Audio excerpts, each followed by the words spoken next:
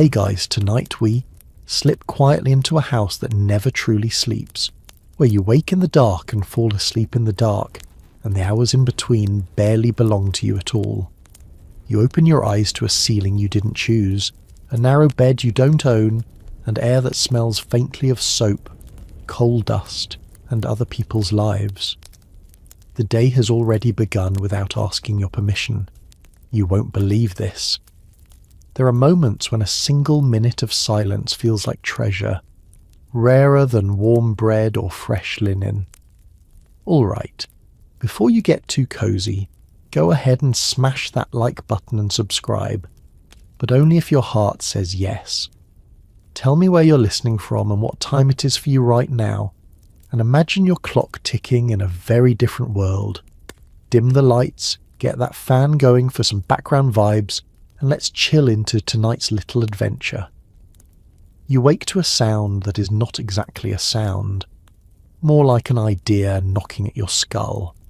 It might be a bell, or the soft tread of another servant's feet in the passage, or the house itself stretching and sighing in the cold. Your bones argue with the air when you move. The attic room is unkind in winter, and summer doesn't bother to visit it either. You roll from your narrow bed, toes searching for the patch of floor that doesn't sting, and pull on clothes that still hold yesterday's chill like a stubborn grudge. There's no snooze button here. There's only the day waiting. Down in the guts of the house, fires have died in the night the way small birds do, without ceremony. It's your job to make them live again. You tuck your arms in, carry your breath like a lantern, and tiptoe through halls that remember warmth better than you do. Somewhere beneath the polished floors, pipes dream of hot water they will not see for hours. You count steps in the dark to avoid the echo you'll never quite control. A cough would ring like a dropped plate. A board would betray you with a moan. You move the way you'd move through a sleeping animal. At the kitchen hearth, you coax yesterday's ashes like they might answer if you're kind enough.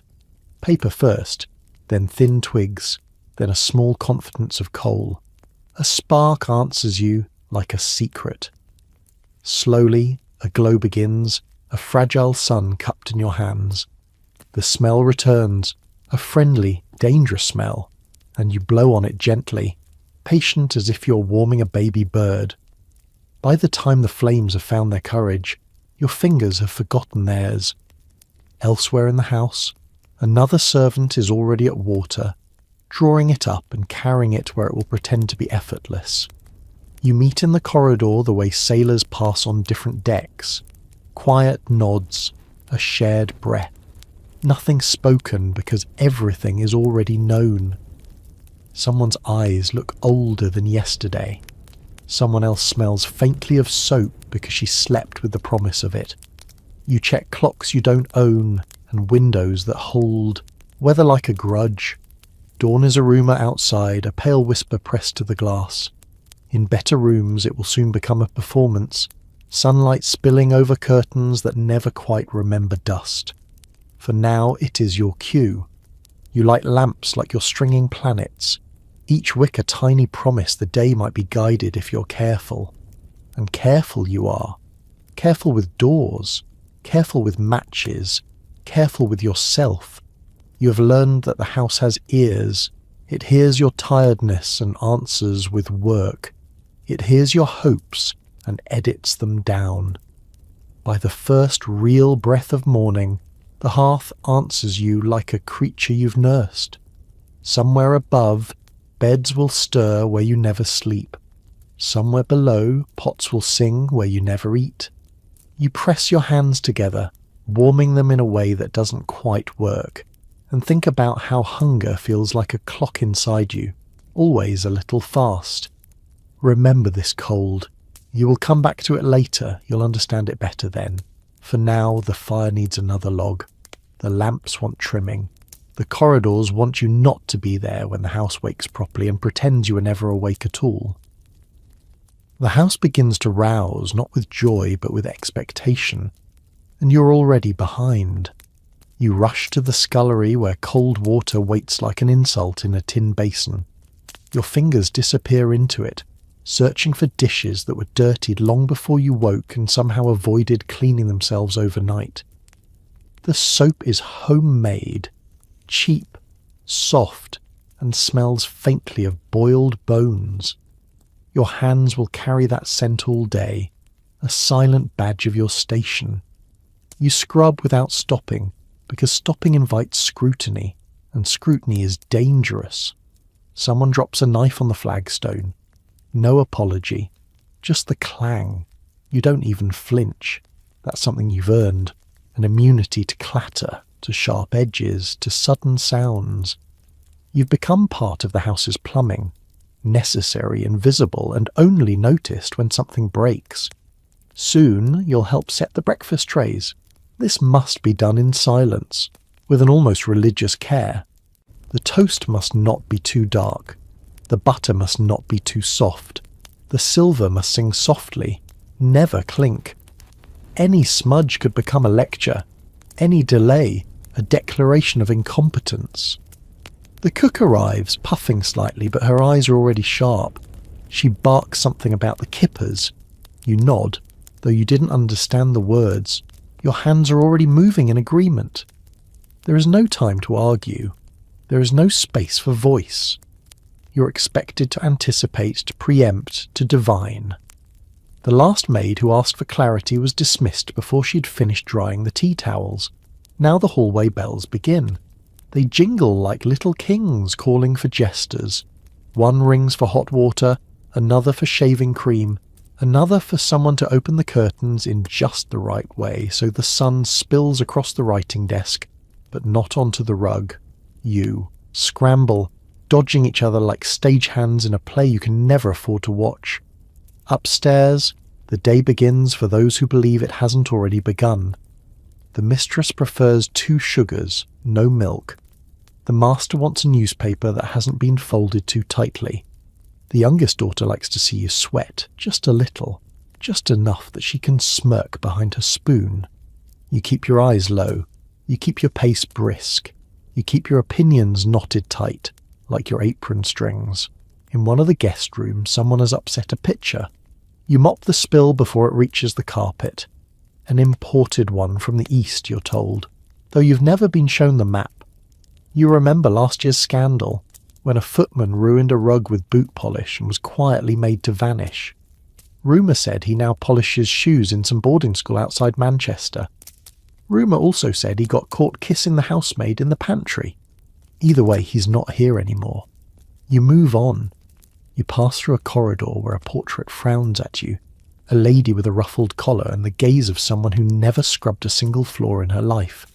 She's been dead a century, but you still feel judged. You adjust your cap, and still the bells ring. You're wanted in the study. You're wanted in the dining room. You're wanted everywhere but home.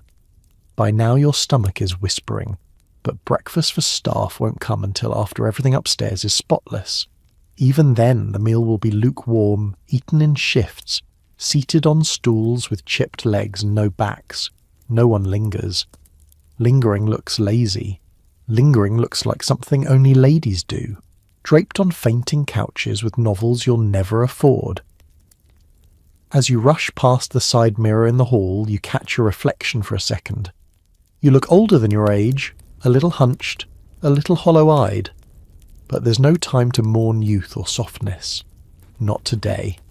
Today has already started without you. Again, the first real breath of warmth hits your face as you step into the front hallway. Though warmth is generous. It's the ghost of heat from the drawing room grate where the fire was laid by someone else 2 hours ago. Maybe it was you. Maybe it was Ellen. Or John. At this hour, names blur like smoke. You carry a basket of firelighters under one arm, your apron already streaked with soot that will cling to you like gossip. The hallway is long, panelled in polished oak, with mirrors that make it feel even longer, as if the house is watching itself stretch. You're not meant to be in these mirrors, but sometimes you catch a flicker. Your shoulders bent, your hands working, your eyes not quite meeting your own. You start at the far end. Parlour, study, music room, morning room. The house has more rooms than it needs, more fireplaces than it can keep warm, and each one must be lit by hand. First, you kneel. Then comes the ritual. Clear the grate, sweep the hearth, lay the paper, the kindling, the coal, always in the right order, always tidy, always symmetrical. A sloppy fire is an offence, a smoky one, a sin. The master once threw a fit over smoke drifting through a door crack. You weren't even on duty that day, but you remember the shouting. These things echo. They stain the air. You move fast but careful. Your fingers are stiff, not from cold now, but from repetition. It's a dance your muscles remember before your mind does. The worst part, you'll do it again tomorrow and the day after. The fire consumes, and so must you. In the library you pause. It's always dim here, even on sunny days, like the room resents light. Shelves groan under the weight of leather-bound books you're never to touch. Once, long ago, you brushed one to dust it, and a bookmark fluttered out, a pressed flower brittle as spun sugar. You tucked it back quickly, heart pounding, convinced the entire lineage of the house would descend upon you for that single act of curiosity. But nothing happened. That time. Now you kneel again. Firewood, coal, flame. The room sighs. There's an art to moving through these spaces without leaving a trace. Your footsteps must be light, your presence invisible, but your labour, that must blaze. A good fire should look as if it has been burning all night, tended by some benevolent ghost. You are that ghost, only sweatier. You pass a bell rope, one of dozens hidden discreetly against wallpaper and wainscot. Pull it, and somewhere a servant comes. That's the rule. You wonder what would happen if you pulled one yourself, just once, for the fun of it, to see who would come. Probably no one. Back in the hallway, the chill returns. Your arms ache, but there are still grates to tend, and rugs to shake, and smudges to vanish. You catch a whisper. 2 housemaids laughing softly behind the stairs. Not lazily, just briefly. A stolen joy. You almost smile. Almost. But a floorboard creaks above you, and the moment dies. A door opens. Footsteps descend. You retreat down the hallway just as the mistress's slippers appear at the top of the stair. Your job is done here, for now. But the scullery bell just rang. Again. The scullery is not a room, it's a sentence. Cold tiles underfoot, walls that sweat in winter, and a ceiling so low you sometimes feel it press down on your thoughts. It smells of starch and damp cloth, with a metallic bite from the endless parade of tin pots, copper pans and iron grates waiting to be scrubbed, dried, polished and stacked again. You bend to the sink, a battered trough fed by a temperamental pump. Sometimes it gives water easily. Sometimes you have to beg. This morning it spits out a reluctant trickle, and you brace for the ache in your wrists as you draw bucket after bucket from the barrel outside. The pump handle groans in time with your back. The pans are heavy, but not as heavy as the silence. You can hear the cook humming somewhere beyond the door, an off-key tune that somehow keeps you steady. That, and the steady rhythm of your own breath. You've learned to find music in the repetition, the scrape of a brush against a pan, the hiss of steam from rinsed cloth, the faint rustle of apron against skirt. The youngest kitchen maid rushes in, cheeks flushed, apron crooked. She's carrying a cracked egg on a saucer like it's royal treasure. She blurts that the cook wants another dozen, now, and disappears before you can answer. You dry your hands on your skirt, again. Through the small scullery window, if you can call it a window, more like a smear of glass, you see a patch of grey sky and the top of the coal shed. Once, months ago, you saw a cat there. You watched it for 5 whole minutes before someone called your name. You never saw the cat again. Back at the sink, you're startled by the metallic clang of a serving spoon crashing into a pot. It bounces once, then clatters to the floor. You lean down slowly. You've done this thousands of times, but today your knees argue. Loudly. When you stand, you bump your head on the cabinet edge. Not hard, but enough to taste your breath. You laugh, just once, a stupid sound. But there's no one to hear it, and that's almost comforting. Later you carry the trays upstairs, carefully, slowly. The steps are narrow and steep. If you fall, the tray will make more noise than you ever have. You pass portraits that don't know your name. Sometimes you think about how odd it is. These rich families hang their ancestors on the wall like trophies, but no one ever paints a servant. Not even one. The drawing room smells of lavender and coal smoke. You set down the tray on the sideboard with the silence of someone who's practiced vanishing. Then you adjust the teacups by a half-inch. Not because anyone will notice, but because someone might. As you back away, you hear a guest say, "Everything here runs like clockwork." You almost snort.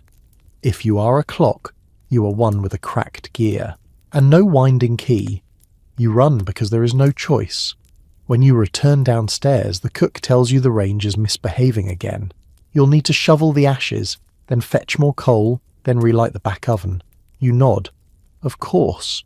You were just thinking how restful the scullery had been. Before the morning is done, your apron is grey, your fingertips are wrinkled from water, and your feet feel like bricks tied with ribbon. But the bell rings again, and again, and you go. You always go. You wouldn't think polished wood could be so cruel. But by mid-morning it's your main adversary. Gleaming banisters, glossy skirting boards, delicate tables with too many carved legs, and chairs that seem designed purely to trap dust and shame your efforts. You carry your rag and polish like weapons, though you know you'll never win. The shine must be spotless, but not too bright. The line between elegant and vulgar is apparently razor thin, and somehow your fault if crossed. You begin in the front hall. The grandfather clock looms beside you, ticking with that smug rhythm that only old clocks have. The kind that reminds you it's been here longer than you, and will likely remain long after you're gone. You wipe its carved edges slowly. The polish smells of vinegar and beeswax clinging to your hands even after you wash them, as if trying to convince you that you've done something noble. The banisters are next, and you work from bottom to top, always up, never down. You've been told it's bad luck to clean downwards, as if dragging fortune out of the house. You don't believe in that, not really. But still, your hands move upward. Once, you ask what kind of wood it was. Mahogany, someone said. You had no idea what that meant, but you nodded as if you did. You've since learned it scratches easily, and that any scuff is a personal insult to the lady of the house. You move slowly, breathing shallowly, terrified of your own buttons. Around the corner you hear the high whistle of another maid as she shakes a rug out the back door. It's cheerful, a little off-key, and it makes you feel less alone. But only a little. You enter the drawing room. Now the real performance begins. This room is a minefield of ornaments. Porcelain dogs, crystal vases, tiny figurines that look like they'd weep if jostled. You once knew a girl dismissed for snapping the wing off a china cherub. You remember the sound. Not the snap, but the silence afterward, like time held its breath. The cherub disappeared the next day. So did she. You wipe each shelf slowly. The rag whispers over the surfaces. You try not to breathe too hard, not to blink near the porcelain. The vases have names. The clock has history. The little bronze horse on the mantel supposedly survived a fire in 1812, and if you so much as nudge it an inch to the left, you'll hear about it for days. You kneel to dust under the settee. There's always lint here, always hairpins and threads, and the occasional penny that you're not allowed to keep. Your knees complain, and the floor offers no mercy. You try to be quick, but not rushed. There's a difference. The fringe on the rug must be combed. Yes, combed. Each tassel smoothed and straightened. One of the house guests once remarked on how tidy the fringe looked. The mistress beamed. You burned with a strange pride that left no trace. In the corner stands a writing desk no one's used in weeks. You dust it anyway, careful not to. Disturb the blotter or the inkwell, which is dry but still threatening.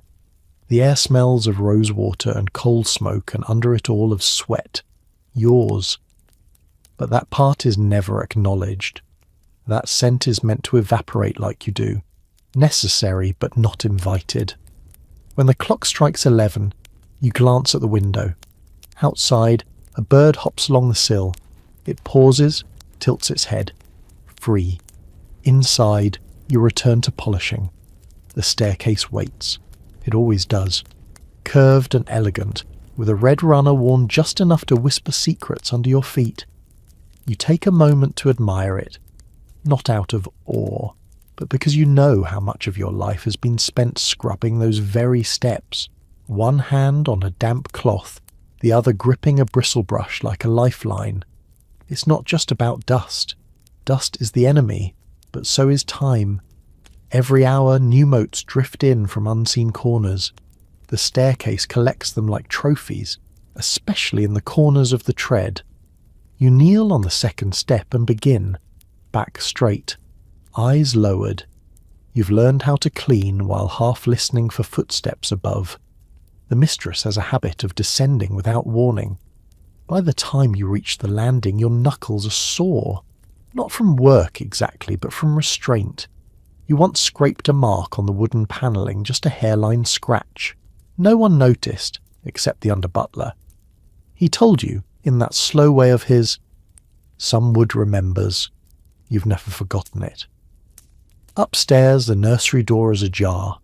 You peek inside, not to intrude, but to check. No one there.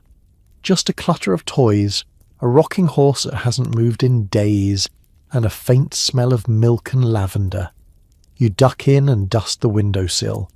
A small tin soldier lies face down. You set him upright, out of habit more than sympathy. He's like you, paint-chipped, upright anyway. Back in the corridor, the lady's maid passes you. She doesn't speak. She rarely does. Her hair is perfect, her steps silent, her expression unreadable. You envy her only sometimes. She serves the mistress directly, which means better pay, better food, but far more scrutiny. One crease in a dress, one pulled hairpin, and she's out. You pass a side table with a blue vase filled with peacock feathers. They look grand until you realise they're always dusty. No one knows why they're there. The master dislikes them, but the mistress insists they brighten the corner. So you dust around them, careful not to dislodge a single plume.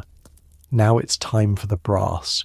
Door handles, keyholes, bell pulls, all must shine, but not too brightly. Nothing worse than vulgar gleam. You carry a small tin of polish and a cloth folded so many times it's soft as silk. You kneel, polish, rise, move on, like clockwork.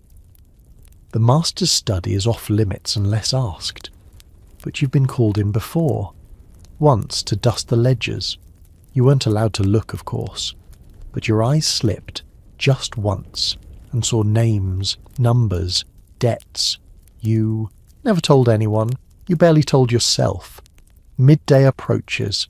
Somewhere in the kitchen, the cook is barking orders for luncheon preparations. But you're still here, in the halls, polishing away fingerprints that aren't yours. You think about how odd that is. How much of your job is erasing evidence of other people's lives, and yours? In the drawing room, the fire you laid this morning burns brightly now, casting gold across the floor. No one will think to thank you for it. But someone might pause just briefly and sigh contentedly at the warmth.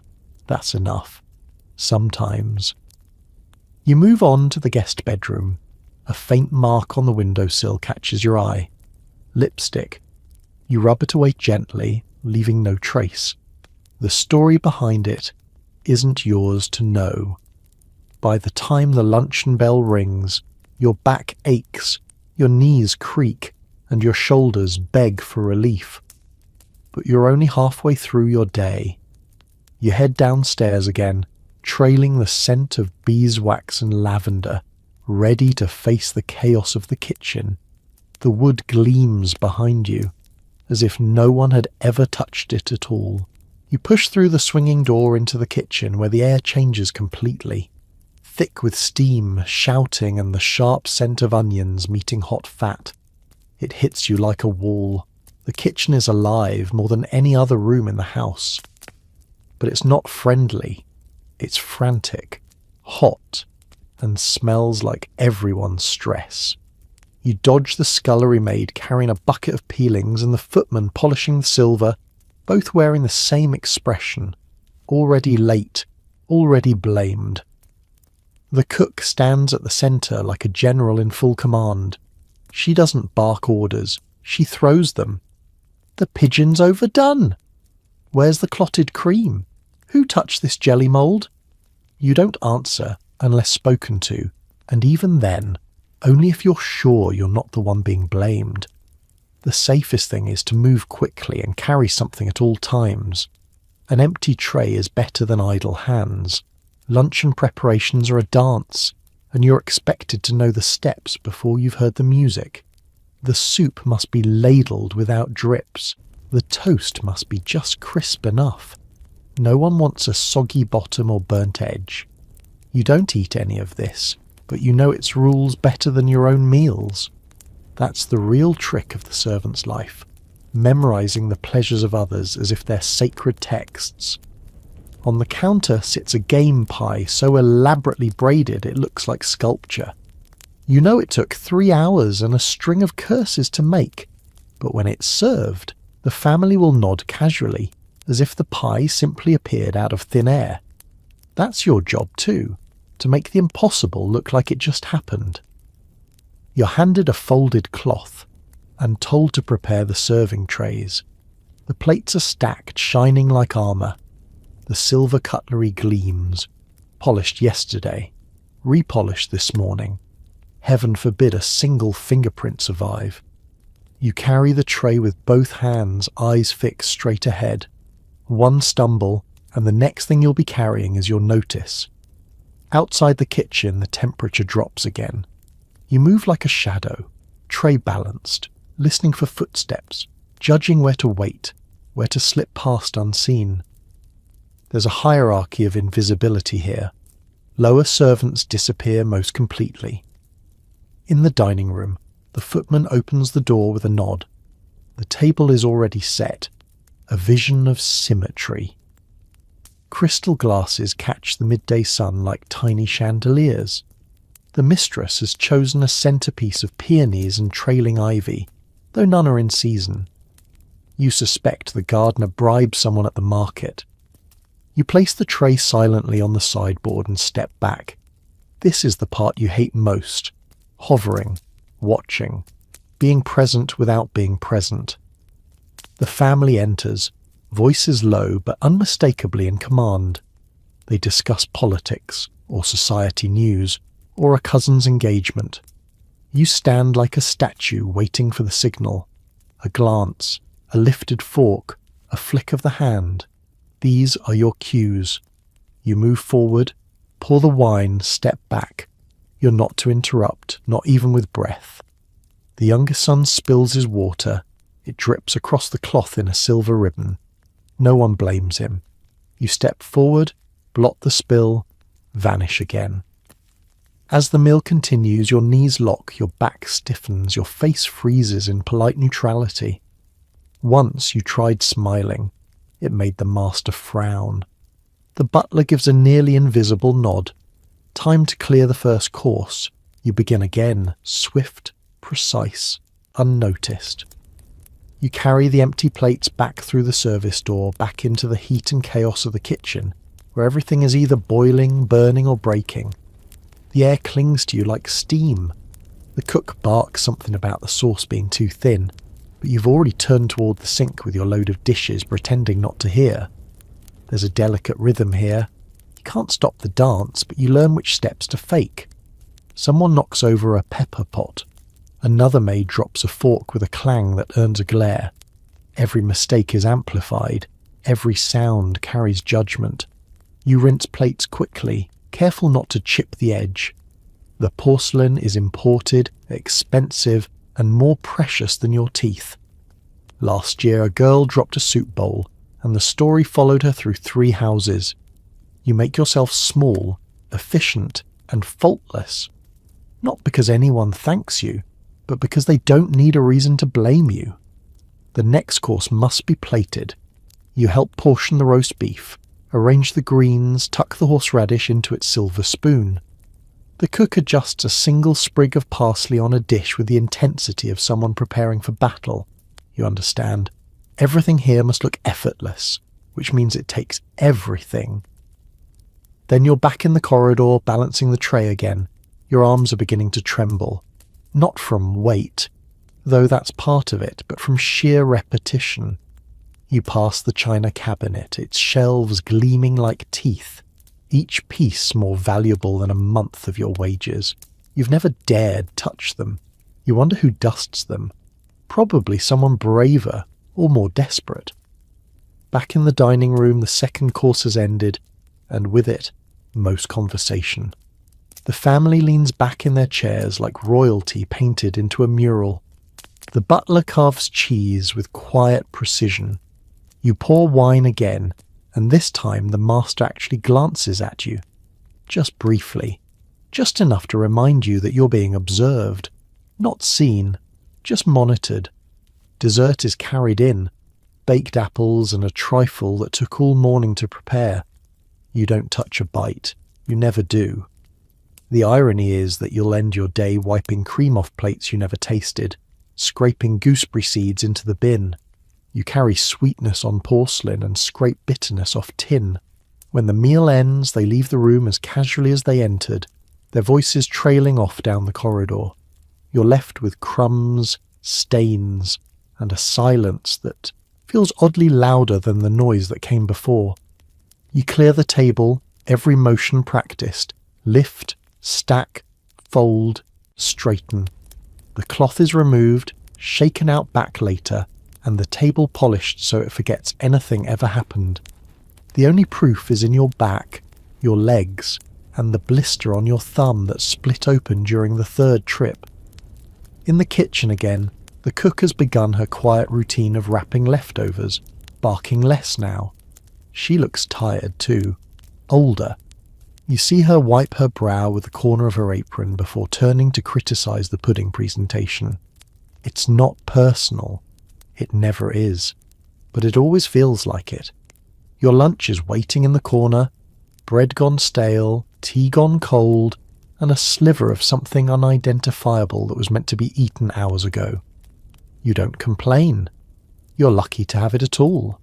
You sit on a low stool, back against the wall, chewing slowly, not for taste, but for time. Because the bell might ring again any moment, and when it does, you'll stand. You'll go. Because that's what you do.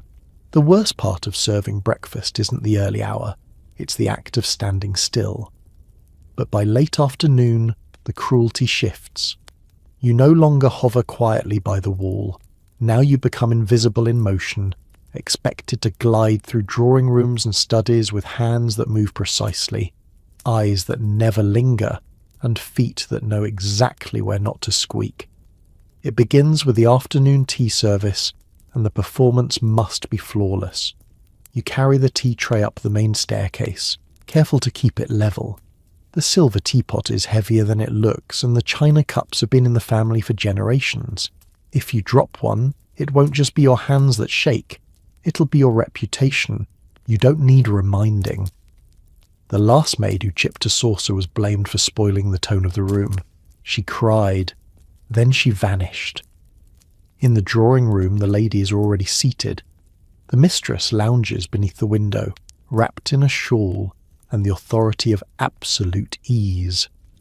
One of her friends is giggling behind a gloved hand, likely discussing some trivial drama that requires a cake fork and strategic gasps.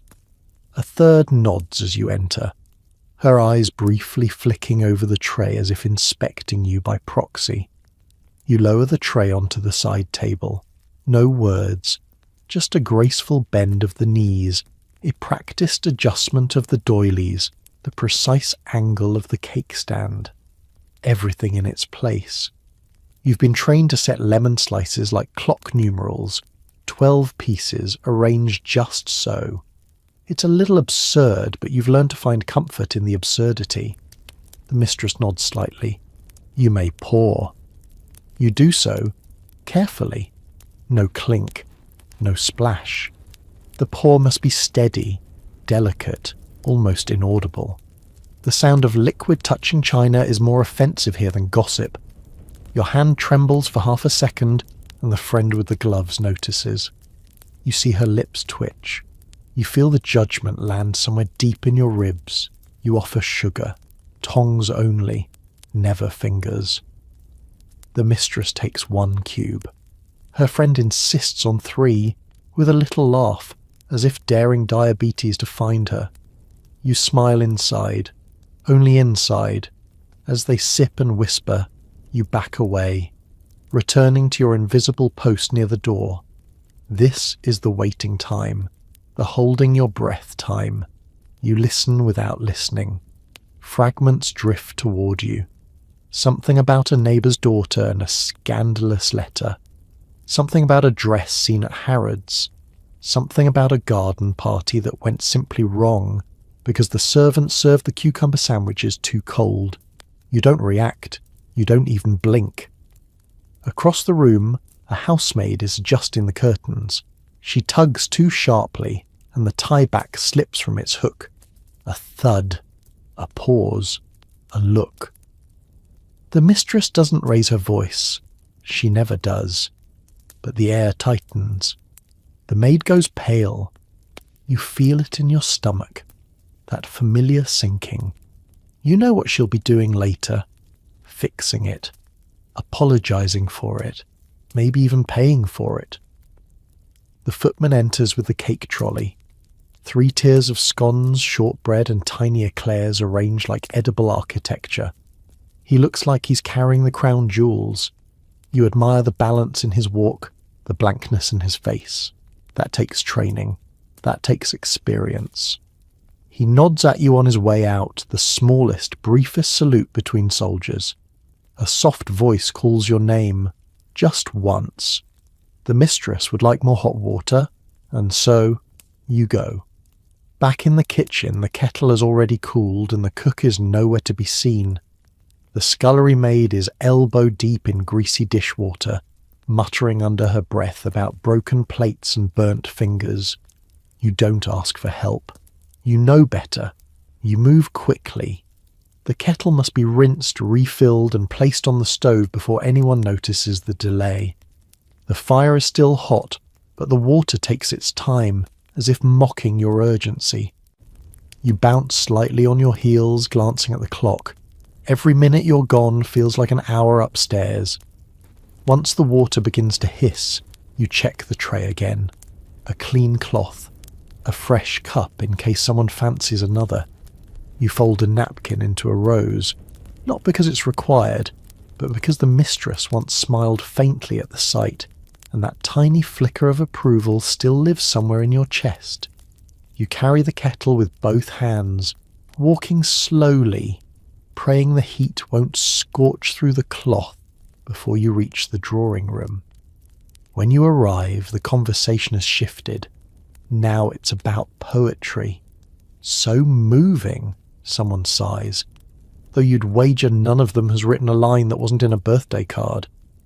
You refill the teapot gently. The mistress does not look up, but her friend does. Her eyes linger on your hands. You've felt that gaze before. Not unkind, not kind either. Curious, appraising, as if wondering what it might feel like to wear your shoes for a single morning, then deciding against it. You place the kettle on the stand and bow your head slightly before withdrawing. You'll stay nearby, of course, just out of sight, just within reach, ready, always. The housemaid who dropped the curtain tie back earlier slips beside you in the hallway. She looks shaken. You exchange a glance. No words. There's nothing to say that won't make it worse. She's young. You hope she learns quickly. Tea lingers longer than anyone needs. The sun shifts through the windows, catching the crystal in a soft flicker. You wonder how many afternoons have passed like this. How many years have melted into cups of tea and soft complaints about weather and lace.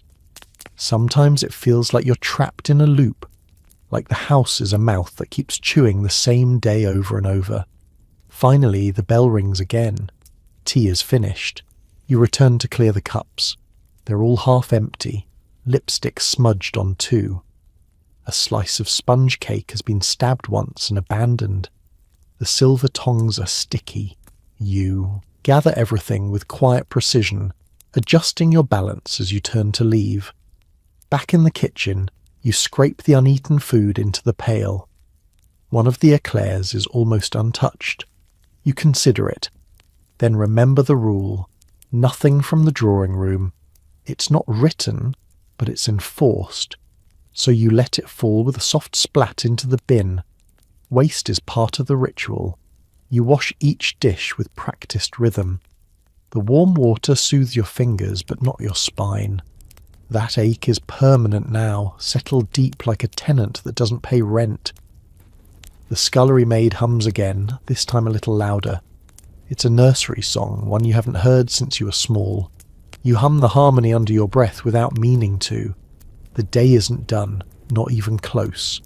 Upstairs they'll change for dinner soon, which means irons must be heated, collars starched, and slippers arranged by the hearth. And somewhere, another kettle waits.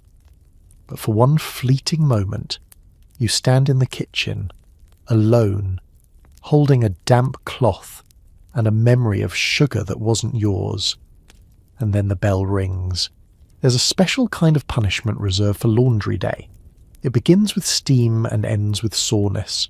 Shoulders pinched, knuckles red, back tight as a corset string.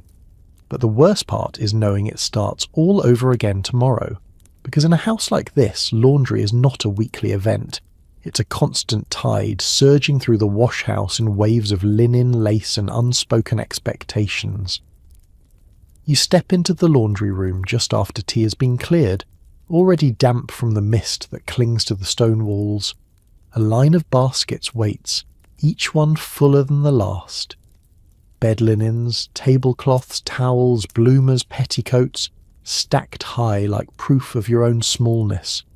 A crumpled napkin in the wrong pile can ruin everything. Ask the girl who mixed lace with flannel and found herself dismissed before supper. The air is thick with lye and steam. You roll up your sleeves, but it's a useless gesture. Nothing stays dry here.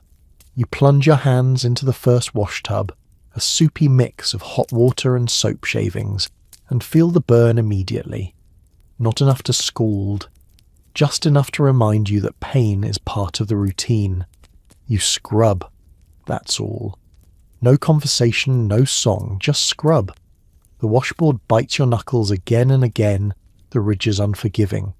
A single sheet takes 20 minutes, more if it's stained, and every stain has a story. Lipstick on a collar, ink on a cuff, blood on a handkerchief, though no one ever asks about that. You wring out each piece with your whole body, twisting the water out like you're punishing it. Your arms shake, the floor is slick, the smell of hot fabric is everywhere, soapy, sour, sharp. Outside, rain begins to fall. You hear it before you see it, tapping the high windows in steady rhythm. You glance toward the drying lines and sigh. Nothing will dry today. The sheets will have to be strung in the attic, where the air barely stirs and mildew waits like a curse. You'll sleep beneath one tonight, the damp curling around your feet like a ghost. The mangle stands in the corner, your next opponent. Iron wheels, wooden rollers, a crank that bites back if you're careless. You feed in a towel, turn the handle, hear the squelch. Watch the water pour out in thin, bitter streams. Again, again. Your shoulders burn, but you don't stop. Stopping is luxury. The under-housemaid enters quietly with another basket. She doesn't speak, just sets it down and retreats. You wish she hadn't.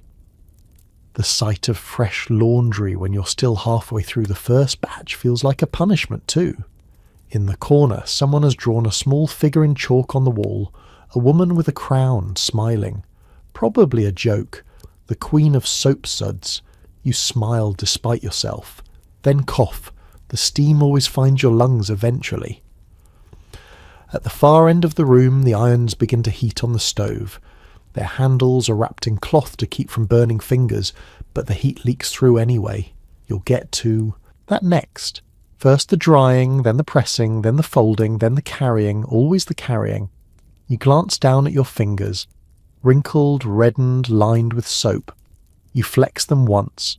They creak like old hinges, and then you reach for the next piece. You lug the basket up the narrow attic stairs, your arms shaking from the weight of linen still wet and heavy, with the stubborn smell of soap and coal smoke.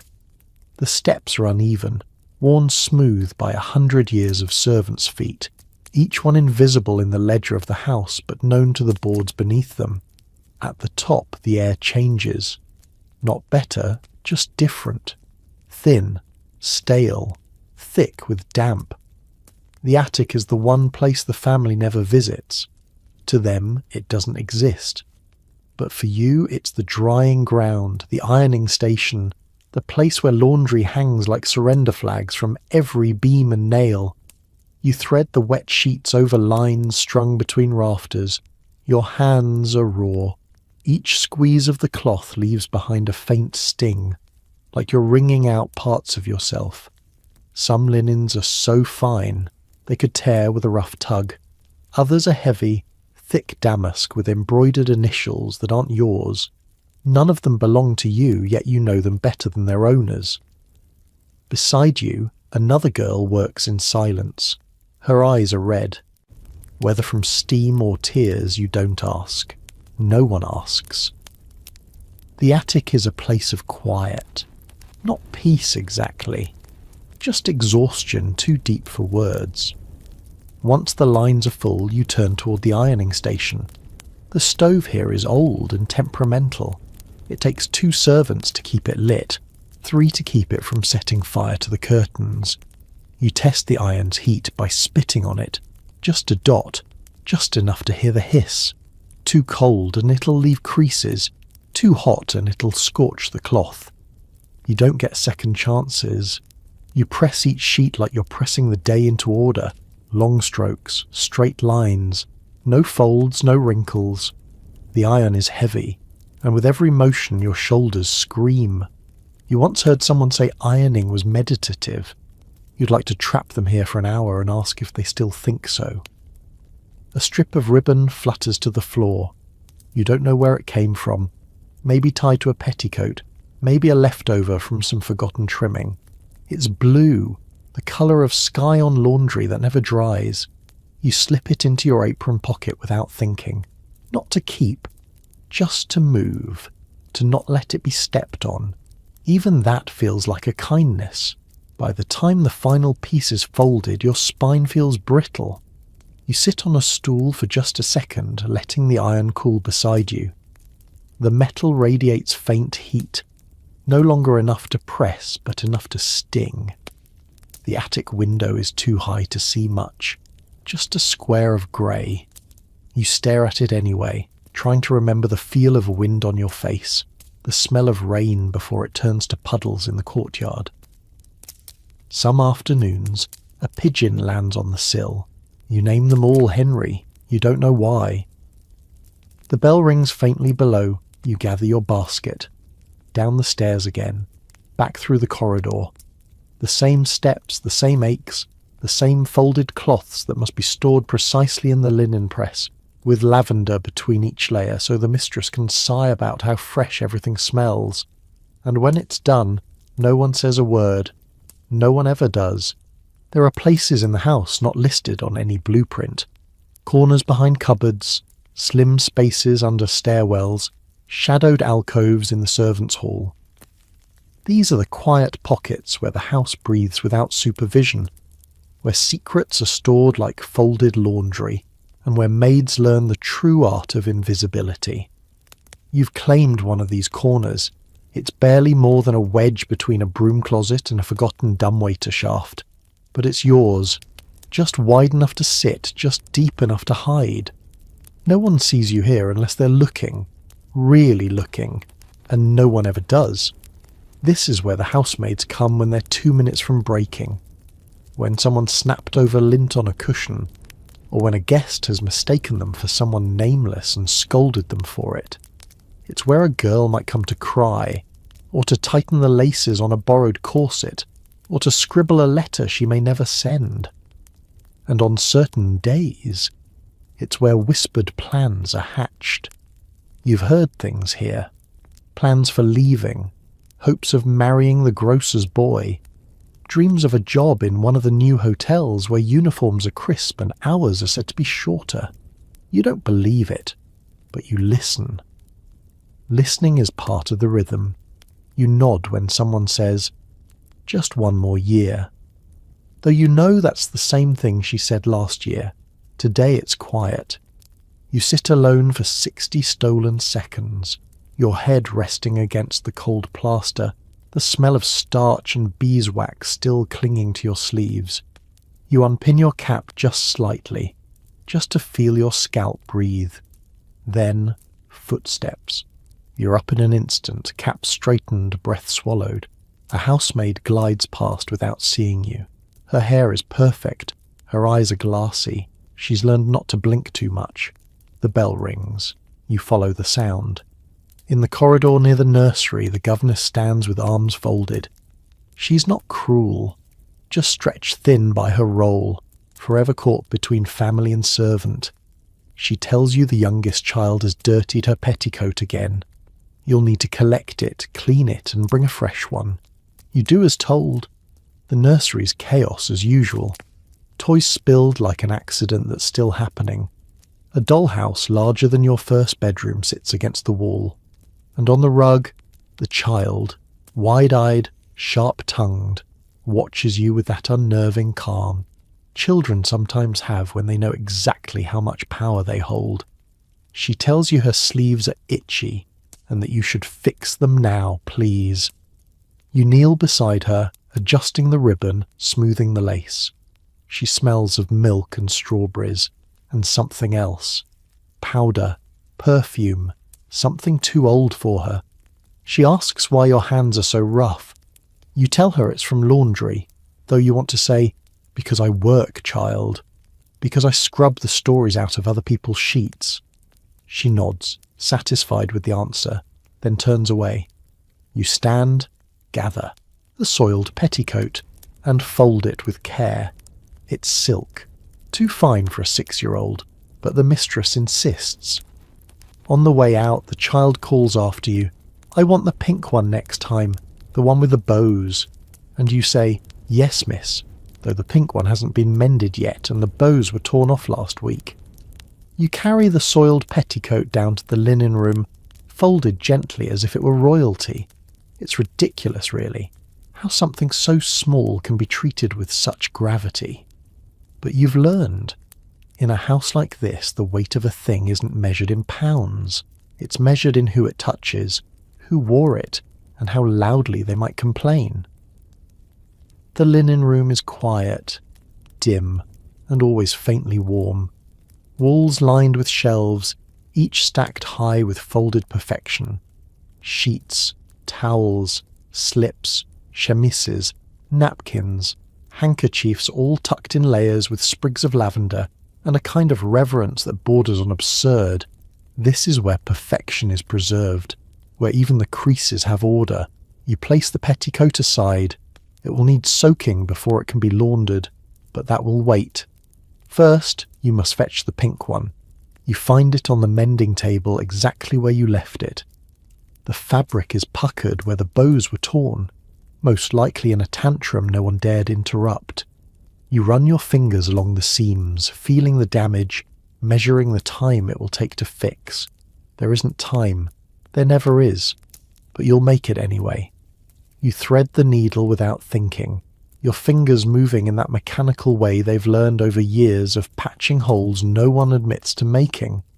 Stitch by stitch, you sew the ribbon back on, tighter this time, knowing it'll be yanked again before the week is out.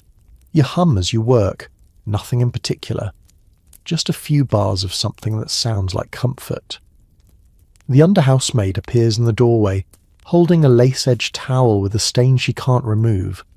She looks barely older than 16, and you can see the panic in her eyes. You beckon her in. She sits, folding herself small on the bench beside you. You take the towel from her hands and examine it. It's lipstick. You don't ask whose. Instead, you mix up a paste of salt and lemon juice from the bottle tucked under the sink. You rub it into the fabric gently, watching the red smear into pink and then slowly disappear. She exhales like she's been holding her breath all morning. You don't tell her that sometimes the stain comes back when it dries. You just smile. She helps you finish the petticoat, knotting the last thread with fingers that tremble. When it's done, you fold it in tissue paper, tuck it into a basket and hand it to her. Be quick, you say, but not rushed. She nods and runs off, and you sit in the quiet for a moment longer. The sun is low now, bleeding gold through the high windows. It paints the linen shelves in soft stripes. You think of the girl's fingers, how they shook. You remember when yours did too. They still do sometimes. But you've learned to hide it. The bell rings again. You return to the nursery for the discarded ribbon. As you enter, the child looks up at you with mock seriousness and says, "You took forever." You smile with just your eyes and say, "It had to be perfect." And when she turns away, already bored, you stoop to pick up the old ribbon she's tossed on the floor like it means nothing. You fold it gently into your apron pocket. It may not be much, but down in your cupboard corner it'll look like something beautiful. He never raises his voice. That's what makes it worse. The butler moves through the house like an old ghost with polished shoes, silent, all-seeing, and permanently composed. His voice rarely rises above a murmur, but it slices through a room more effectively than any shout. You never know what he's thinking, only what he's decided, and you find out not in words but in tasks. This morning he's stationed by the silver cabinet inspecting the cutlery one piece at a time. He beckons you with a glance, not a word, just a tilt of the head, a shift of the eye, as though speech is beneath the furniture of his position. You hurry forward. He opens a drawer, lifts a soup ladle, and shows you a smudge you can't even see. He says nothing, just raises one eyebrow. You nod. He hands it to you. Dismissed. Downstairs, you polish that ladle for the 4th time this week.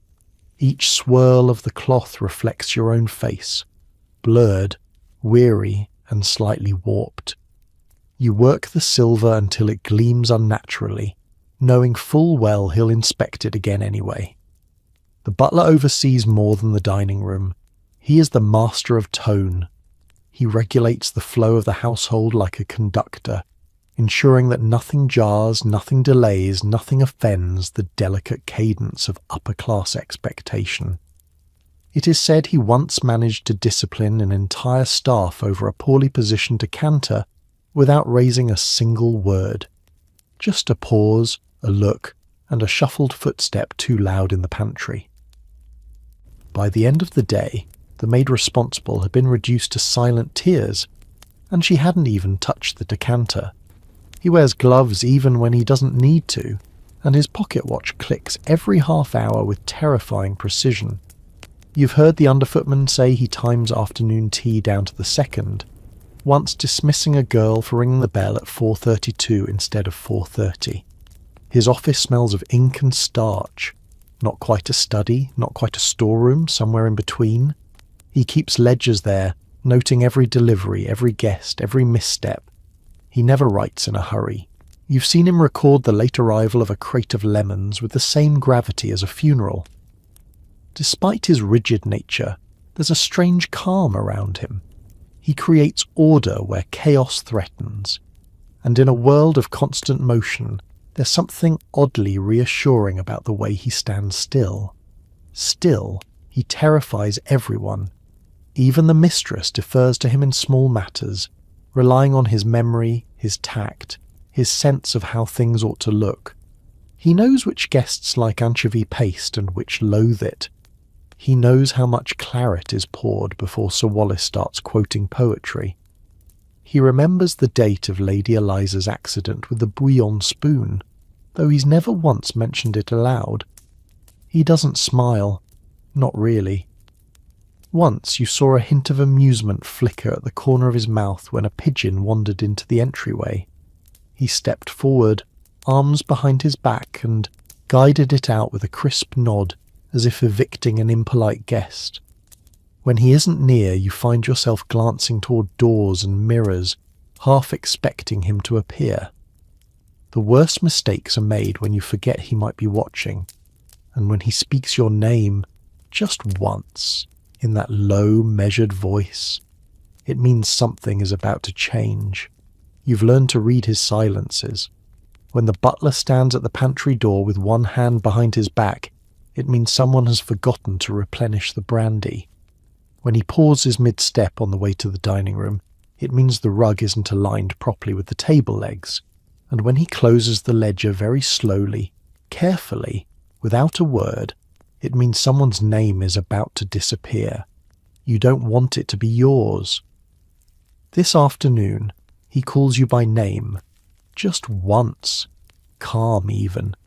You stop what you're doing, polishing a bell jar, and follow him to the service hallway, where light never quite reaches and voices never echo.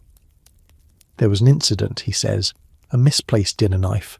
Not you, of course, but I trust you'll double-check the sideboard this evening. You nod. That's all you're allowed to do, but inside your stomach flips. It wasn't your mistake, but now it's your responsibility. That's how it works. His trust is a double-edged thing, an honour you must constantly earn. In the following hours, you watch him move through the house with effortless authority. The family barely notices, yet everything bends around him. He's like the gravitational pull that keeps the whole household from spinning off into chaos. He supervises the afternoon preparations for dinner, standing by the butler's pantry, his hands clasped behind him. The silver trays are laid out, the wine list reviewed, the glasses inspected in the light. He doesn't touch anything, but somehow nothing is complete until he nods. When the footmen line up before service, he inspects them like soldiers before parade. Cuffs are adjusted, hair smoothed, heels aligned. One footman has a smudge on his glove. The butler merely looks. The smudge vanishes within seconds. Sometimes you wonder how he became this way. Rumour says he once worked for a viscount's household, and before that served tea at a gentleman's club where he learned the art of refined silence. Others say he was trained by a French maitre d' during a season abroad. No one knows the truth. No one dares ask. You once saw him standing in the vestibule long after the family had retired, watching the gaslights flicker against the brass railings. For a brief moment he looked tired, human. But when you stepped into view, his back straightened. He nodded once and vanished into the shadows, as if the moment had never happened. He keeps everything running. Meals, moods, reputations. He ensures the maître d'hôtel is respected at formal dinners. He corrects the housekeeper in whispers. He reminds the gardener which flowers bloom in May. And when a guest behaves badly, it's the butler who ensures they're never invited again, without ever seeming to interfere. Still, no one thanks him. Not really. He isn't here to be liked. He's here to protect the house from itself. Late in the evening you pass him in the corridor. He says nothing but offers the smallest nod. A gesture so rare it catches your breath. It's not affection, not approval, it's recognition. And in a world where most people look through you, that's something worth carrying. The air has changed. It's late afternoon, but upstairs the house is buzzing again. Guests are arriving for dinner. Voices float down the staircase like perfume, and the clang of carriage wheels echoes through the drive. But you, meanwhile, are elbow deep in soap and chamber pots. This part of the day is rarely spoken of in polite conversation. The glamorous upstairs world likes to pretend it doesn't happen, that beds remain magically clean, that wash basins empty themselves, that people don't leave behind little traces of digestion and shame. But you know better. You begin in the guest rooms, bucket in one hand, rag in the other. You've learned to breathe through your mouth. The first pot is still warm, which you don't think about too long. You move with speed, but not haste. Haste leads to spills, and spills mean consequences. Each pot is emptied, scoured, rinsed with vinegar, dried, and returned to its discreet home beneath the nightstand. You place the lids on gently, as if tucking them in. In the dressing rooms you wash out the basins. Bits of hair cling to the porcelain, a smear of rouge, a drop of shaving soap, the faint trace of last night's brandy. You erase it all. Each cloth wrung out carries someone else's residue. You get used to it, or you don't, and you just pretend. Sometimes you find things. A gold hairpin behind the washstand, a note folded tight and tucked into the fire grate. Once, a crumpled handkerchief with a stitched monogram you didn't recognize, and a dark stain that didn't come out. You never mention these. You just do your work, as if the objects mean nothing, as if you weren't the final witness to all their hidden lives. Down the hall, a bell rings. Not for you, this one's for the footman, but the sound makes your hands move faster anyway. Pavlov would have had a field day in a Victorian household. Next comes the hearths. You sweep out the ashes, careful not to leave even a fleck behind. Ash is funny. No matter how much you clear, more seems to appear. It gets in your cuffs, behind your ears, under your nails. It's a part of you now. The guest bedroom at the end of the corridor smells of lemon oil and disappointment.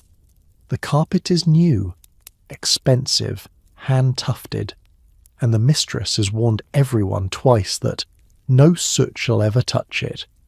You crawl on hands and knees with the ashpan, heart racing with every movement. A single flake out of place could mean blame, possibly dismissal. You do your work slow and precise. Just as you're finishing, the door creaks open. A guest returned early. She pauses in the doorway, surprised.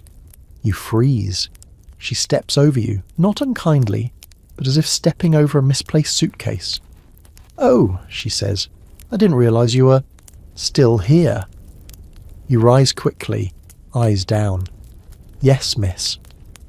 She moves past you and sits at the vanity, adjusting her necklace in the mirror. You catch a glimpse of yourself in the reflection. You look tired, smudged, small. She doesn't notice. You leave without sound, your bucket swinging gently against your knee, and in the next room another pot waits. The last chamber pot of the evening is always the worst. Not because it's dirtier, though it often is, but because by the time you reach it your spine feels splintered and your hands are sore from scrubbing porcelain and hauling heavy water, and still no one upstairs seems to notice or care. They're dressing for dinner now, gowns and gloves, studs and satin, while you kneel beside the underbelly of civilization, scraping it clean before the candles are even lit.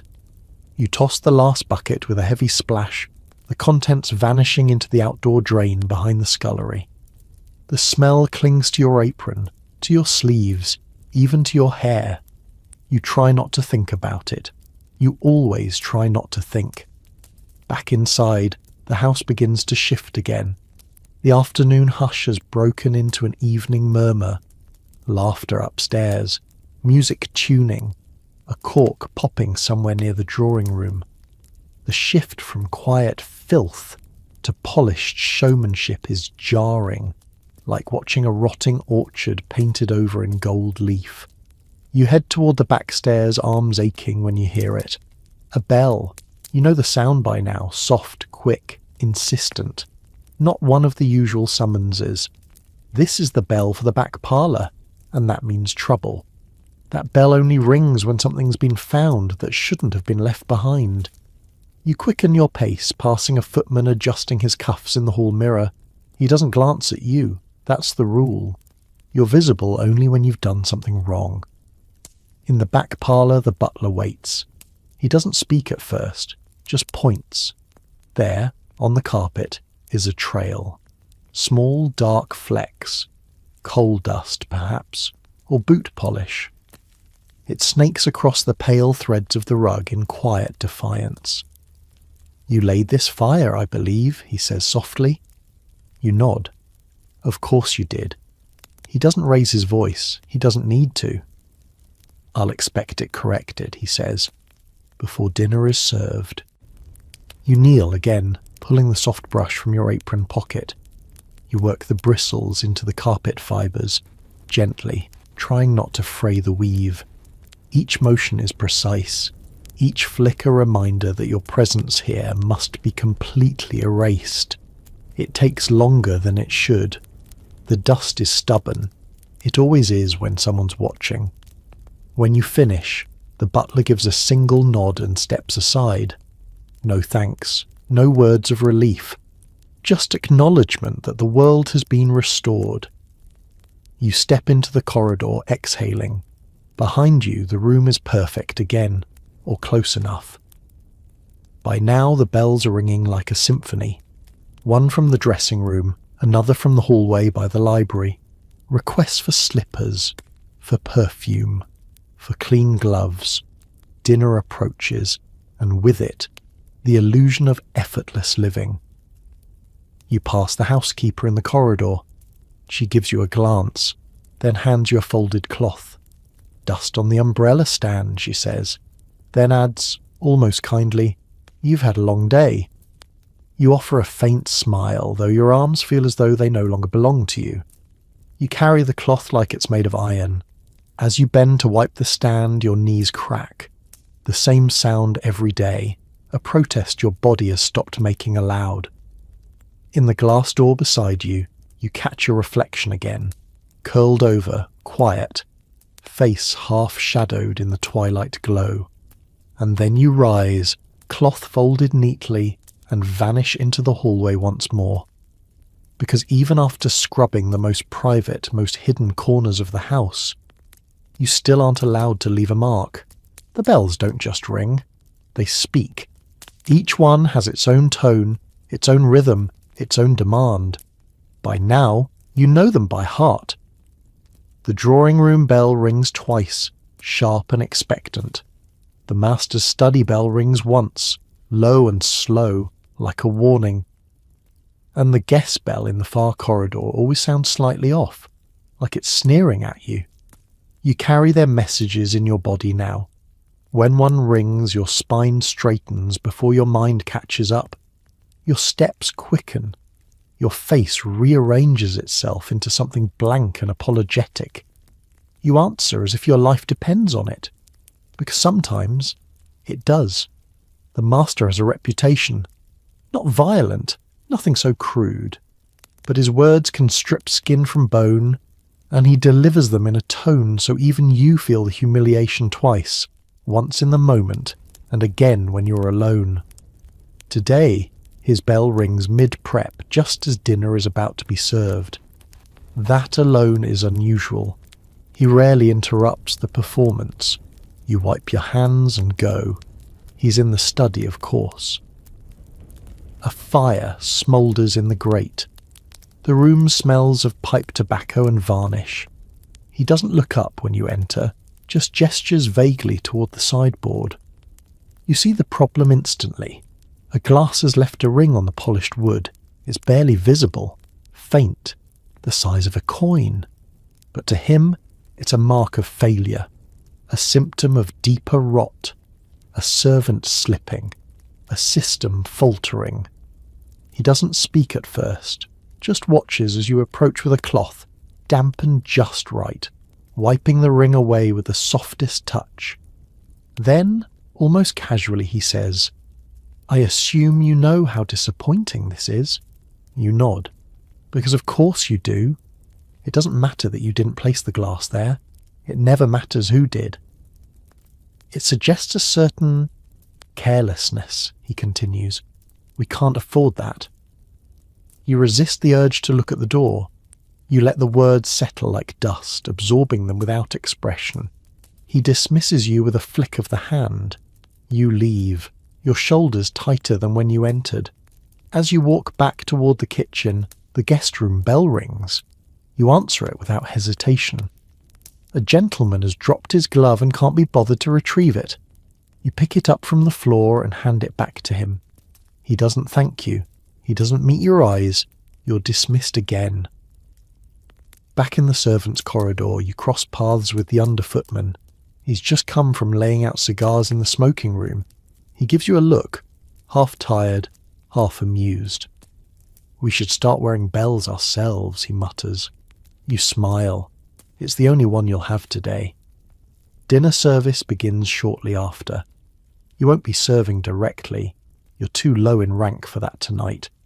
But you'll be in the wings, passing trays, polishing glasses, running messages, adjusting curtains when the flame flickers too much.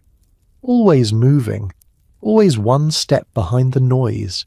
Each bell tonight will pull you in a new direction. One for more wine, one for a fresh napkin, one because someone can't find their spectacles, though they're tucked right into their waistcoat. You respond to all of them. Because in this house, the bells don't just request things, they remind you who you are. You return to the kitchen during a lull, though lull is relative here. It just means the shouting has quieted slightly, and the air isn't thick with flying grease or scalding water. The cook is pacing, muttering about soufflés and salmon. A tray of oysters sits on the counter, untouched, half melted over crushed ice. No one seems to care. That's the way it is. Perfection must be prepared whether or not it's appreciated. The bell rings again. You check the panel. It's the bell from the second-floor sitting room. The mistress's private retreat. You straighten your apron, smooth your sleeves, and go. She's seated by the hearth when you arrive, a novel resting on her lap, a silk shawl gathered around her shoulders. The fire crackles politely.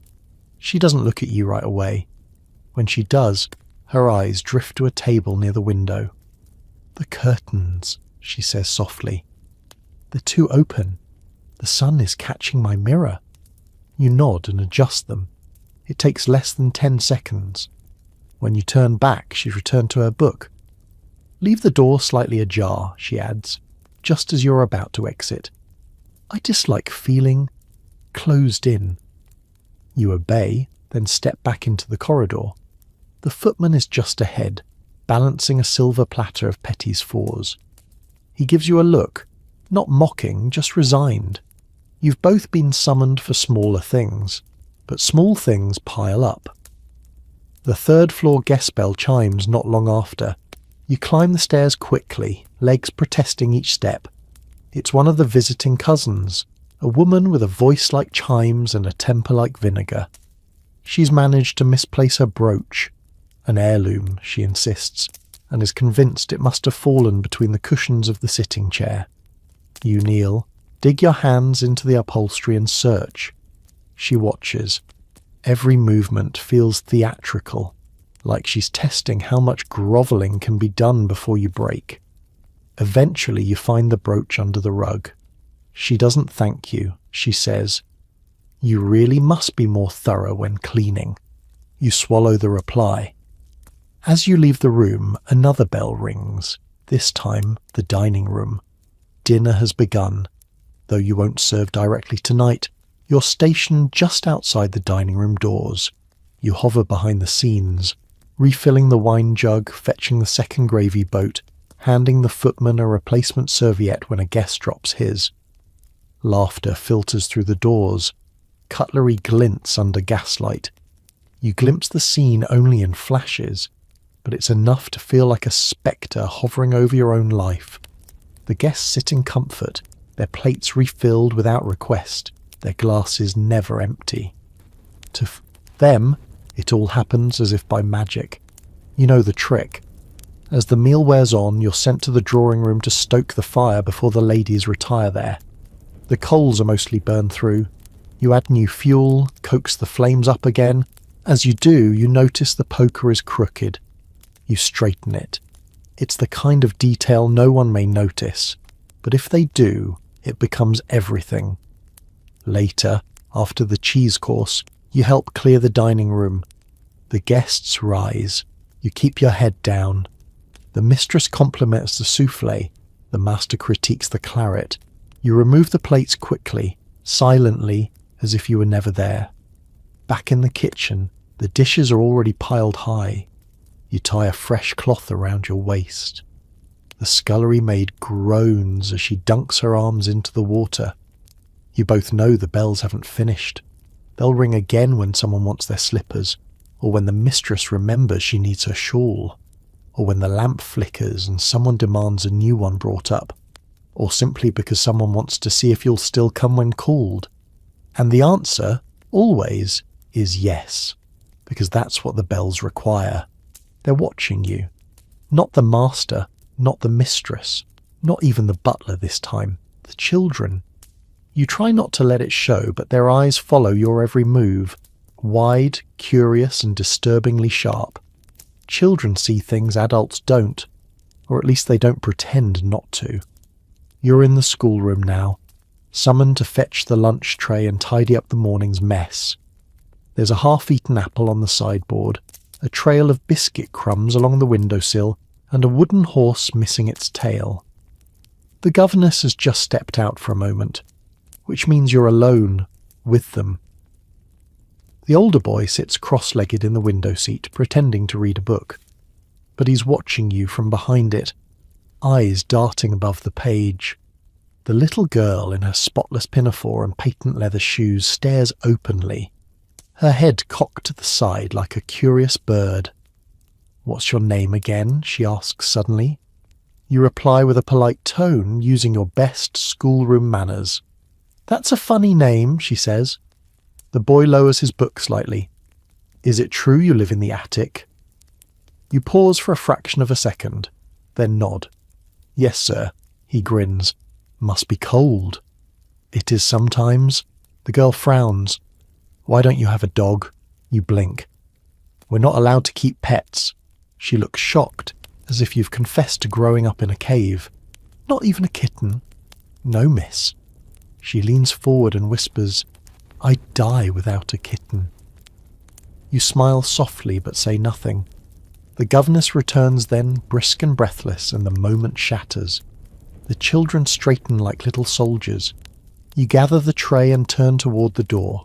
But before you leave, the boy calls out, "Do you ever get lonely?" The governess hushes him, embarrassed. You reply quietly over your shoulder, "Not when I'm busy." He nods solemnly, as if he understands something adults never will. Downstairs again, the noise of the household wraps around you like a wet coat. Someone is banging pans in the kitchen. A bell rings from the dressing room. The maid in the hall slips past you, her face pink with panic. You hear the cook shouting and the butler coughing and a clatter of glass that someone will be blamed for. But the children's voices follow you. Their curiosity lingers. You've cleaned their beds. You've washed their clothes. You've sewn their dolls back together and tucked in their blankets more times than their own parents. You know their fears. The boy cries when he hears thunder, though he'd never admit it. The girl talks in her sleep about kittens and sweets and being left behind. You've seen them at their most honest.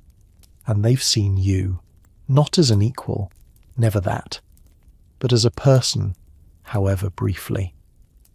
Later, when you're scrubbing a muddy hem near the main stairwell, the girl passes with her governess again. She doesn't stop, doesn't speak. But as she walks by, she slips a small paper into your apron pocket without breaking stride. You wait until they've gone to unfold it. It's a drawing. A stick figure holding a broom, smiling, next to what might be a cat, And underneath, in looping letters, "Not everyone is invisible." You fold it again slowly and slide it back into your pocket. And for a moment the bells seem quieter. The day wears on, but you carry that small folded drawing in your apron pocket like a charm. It doesn't protect you, of course. Not from the real things. The water still scalds. The soot still stains. The sharp tone of the mistress still bites when a ribbon is tied unevenly, or a cushion is 1 inch too far to the left. But it settles something in your chest. A tiny warmth that doesn't wash away with soap or steam. As evening shadows stretch across the corridor, the children are sent to bed. You help prepare the nursery. Fresh sheets, fluffed pillows, the blue quilt for the girl, the checkered blanket for the boy. The nursery fire is built smaller than those in the drawing rooms, but still burns steadily. You feed it a few extra pieces of coal. You're not supposed to, but they'll sleep warmer tonight because of it. You line up the slippers at the foot of each bed. The governess nods her thanks, an acknowledgement as rare as pearls. She looks exhausted. You don't blame her. She's halfway between two worlds, and neither one welcomes her fully. You know the feeling well. Back in the servants' hall, someone has started humming a hymn, not loudly, just enough to fill the cracks in the walls. The maid beside you is darning a sock. The scullery maid snores lightly, head slumped on the table, arms folded like a child who's learned to nap in stolen minutes. No one wakes her. Not yet. You pull the drawing from your pocket again. The figure is wonky, the smile crooked, the arms lopsided, but you study it like it's a painting in the National Gallery. It's the first time in months that someone has drawn you, however crudely.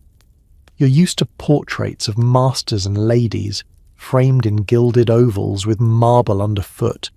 You've dusted their faces 100 times, never leaving a smudge.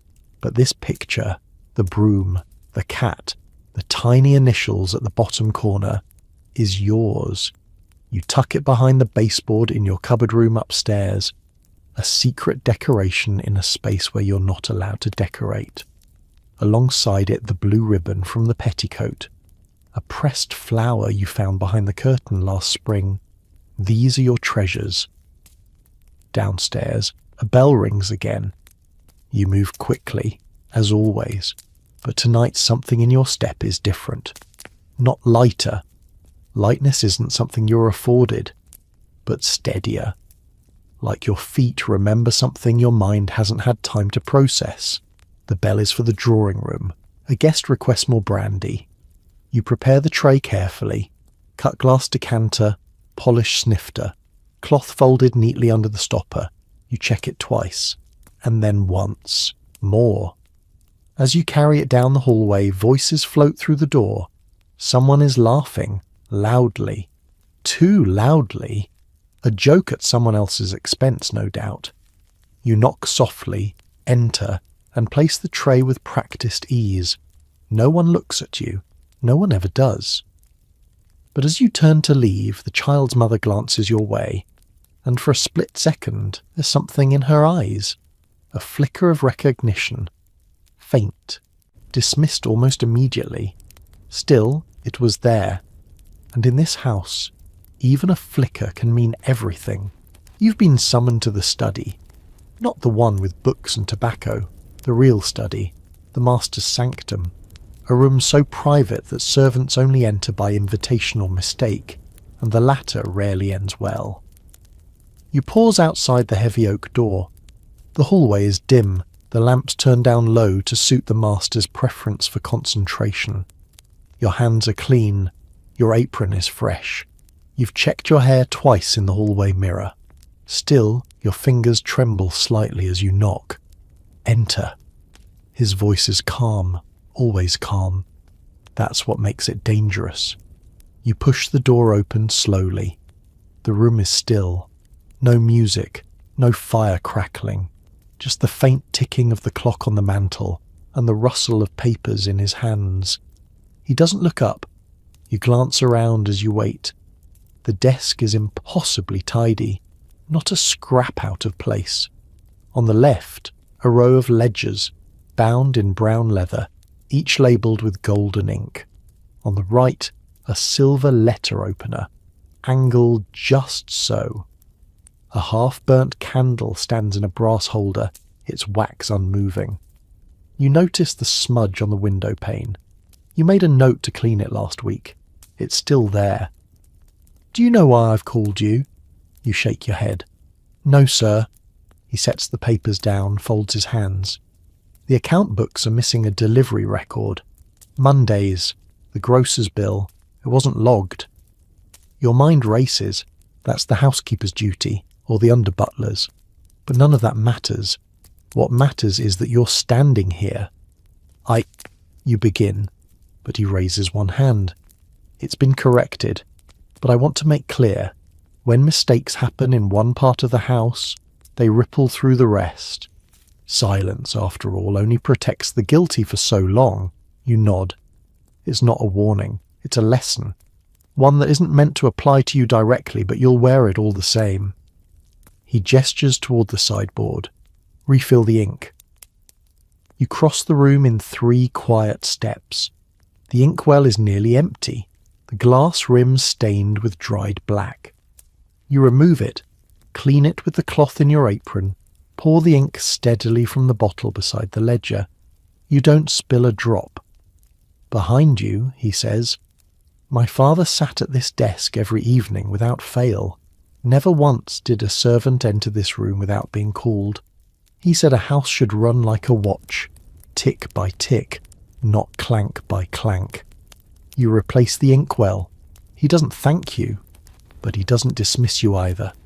You begin to retreat, careful not to let your heels scuff the floor. As you reach the door, he adds, "You're thorough. Keep it that way." It's the closest thing to praise you've ever received from him. Outside, the hallway feels brighter, though you know it isn't. The same flickering gaslight, the same hush that presses against your ribs like corset stays. But now you carry the echo of that moment, that not quite compliment, that fleeting shift in tone. You descend the servants' staircase, steps light on the stone, but even now your mind turns back to the study, to the ink, to the ledgers, and to the fact that you were called not because you made a mistake, but because someone else did. And in this house, when someone else errs, you're often the one who must correct it. Back in the servants' hall, no one asks where you've been. That's another rule here. The house has dozens of them, some spoken, most not. And this one is simple. When a servant is called to the master's study and returns silent, you don't pry. You just make room at the table and pass them the bread if they haven't eaten. You sit. You chew. You don't taste a thing. The others are subdued tonight. The under-footman is repolishing the same set of spoons for the 3rd time. The housemaid from the East Wing is staring into her tea as if it contains omens. A few of the junior girls whisper near the stove, but their voices are thin and tired. No one laughs. Overhead, the floor creaks. Someone, perhaps the mistress, paces in the corridor above. You can tell by the pattern, measured, slippered, never rushed. The family's preparing for some kind of event. You don't know what, and you won't be told. You'll know only when the pace of the house shifts again and the bells begin to multiply. You finish your tea and stand. There are ledgers to check now. Not yours, but the kind the butler might let you glimpse if he's feeling generous. And if you're to be pulled into matters above your station, you may as well prepare. But first, the red pages. You climb the narrow steps to the butler's pantry. He's not there, but the cabinet is open. On the top shelf, bound in fading red leather, is the house ledger of errors. The real one, not the one they show the family. This one holds every misstep. Dropped plates, scorched linens, wine gone sour, delivery short by a measure. Sometimes the errors are assigned, sometimes they're just listed, quietly noted, names omitted. But every servant knows who each entry means. You open it with clean hands. There it is, near the bottom, Monday. Grocer's bill not entered. Order discrepancy noticed by master. Resolved. No name. But you know it wasn't you, and someone else knows it too. That's the danger of the Red Book. It records without accusation, but the silence can still point fingers. You've seen a girl dismissed for a single line like that. Not because it proved guilt, but because it offered no defence. You close the ledger gently. The brass clasp clicks shut. Below, the scullery bell rings. You return it before anyone can notice it was missing. Later that evening, the house seems to breathe deeper. The doors sigh shut. The floors cool. The kitchen settles into its nighttime rhythm, cleaning, scraping, reordering a day that's already fraying at the edges. You light a candle and make your way back to the linen cupboard to restock the towels used in the guest wing. The hallway is quiet now, except for the wind brushing against the windows. You move slowly, your steps finally allowed to soften. You pause near the study again. The door is closed now. The light beneath it is thin, fading. You imagine the master inside, pouring himself a final drink, adjusting his papers just so, convinced the house has run exactly as it should. And in a way, he's right. Everything has functioned. The meals were served, the curtains drawn, the silver polished, the ink refilled, and no one will ever know that for it all to work. You had to fix the parts that weren't yours to break. There is a ritual to tea, not just the pouring, not just the delicate tilt of the pot and the clink of spoon against saucer. No, in this house tea is a ceremony, a performance, a test. And you're its quiet conductor, the ghost behind the tray. You start in the butler's pantry, where the silver service is kept under lock and quiet suspicion. You check each piece, the teapot, the sugar bowl, the cream jug, the slop basin, the strainers. Each must gleam. Each must reflect the room like a calm pool. No smudges, no fingerprints, no memory of being handled by hands like yours. The teaspoons are weighed by feel. The linen napkins folded into tight, precise triangles. The lemon slices cut thin enough to let light pass through. In the kitchen, the tea cakes are waiting. Scones, sponge fingers, ginger biscuits, and today, tiny eclairs that the cook made with a sort of focus usually reserved for surgery. You arrange them on a 3-tiered tray, largest on the bottom, smallest on the top. There is a proper order. There is always a proper order. By the time you ascend to the drawing room, your arms ache from holding the weight of elegance. You keep your steps even, your back straight. You breathe through your nose. One slip, and you won't be invited back to serve again. Not because they'll scold you, because they'll forget you. The drawing room is dressed in soft light and velvet hush. The fire flickers gently.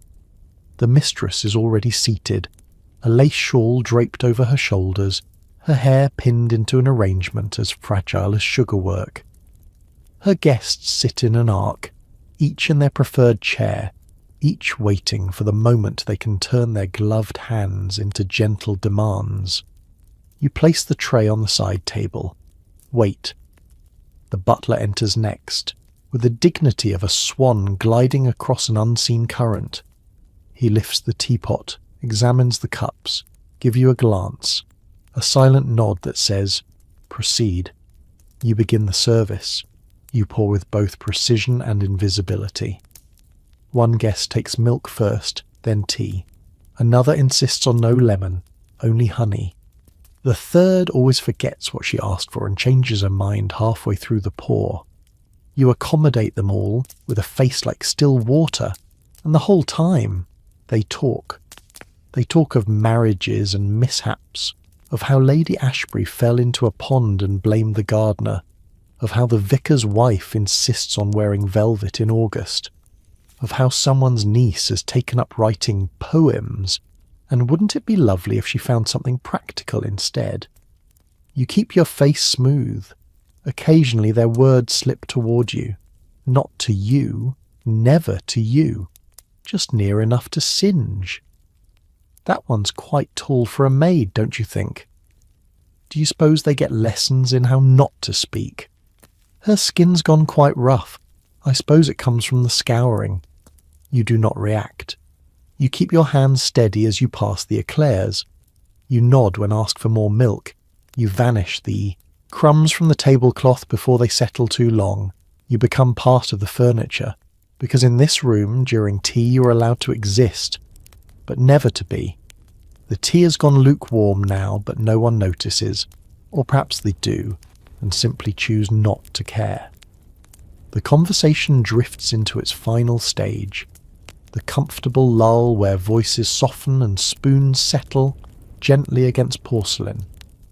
You move in silence, collecting the cups one by one, each holding the imprint of a mouth that never spoke to you directly. One of the guests has dropped her napkin. You stoop to retrieve it, only to hear a soft laugh behind you. It isn't cruel, not overtly, but it lands somewhere behind your ribs just the same. You offer the napkin with a bowed head, pretending not to hear. The butler enters once more, precisely on time. His presence signals the end.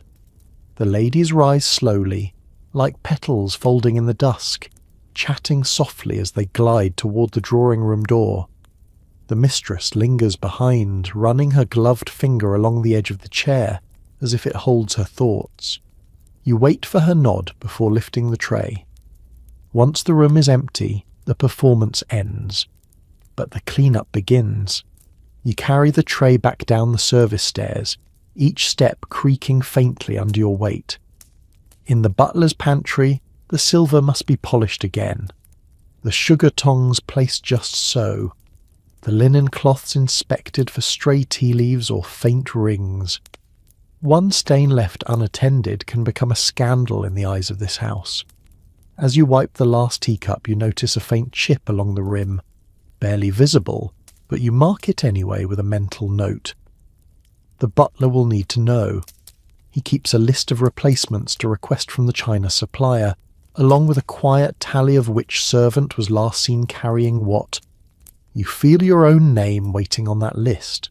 Maybe not now, maybe not this week, but all it takes is one slip, one chipped cup, one forgotten napkin, one bell unanswered.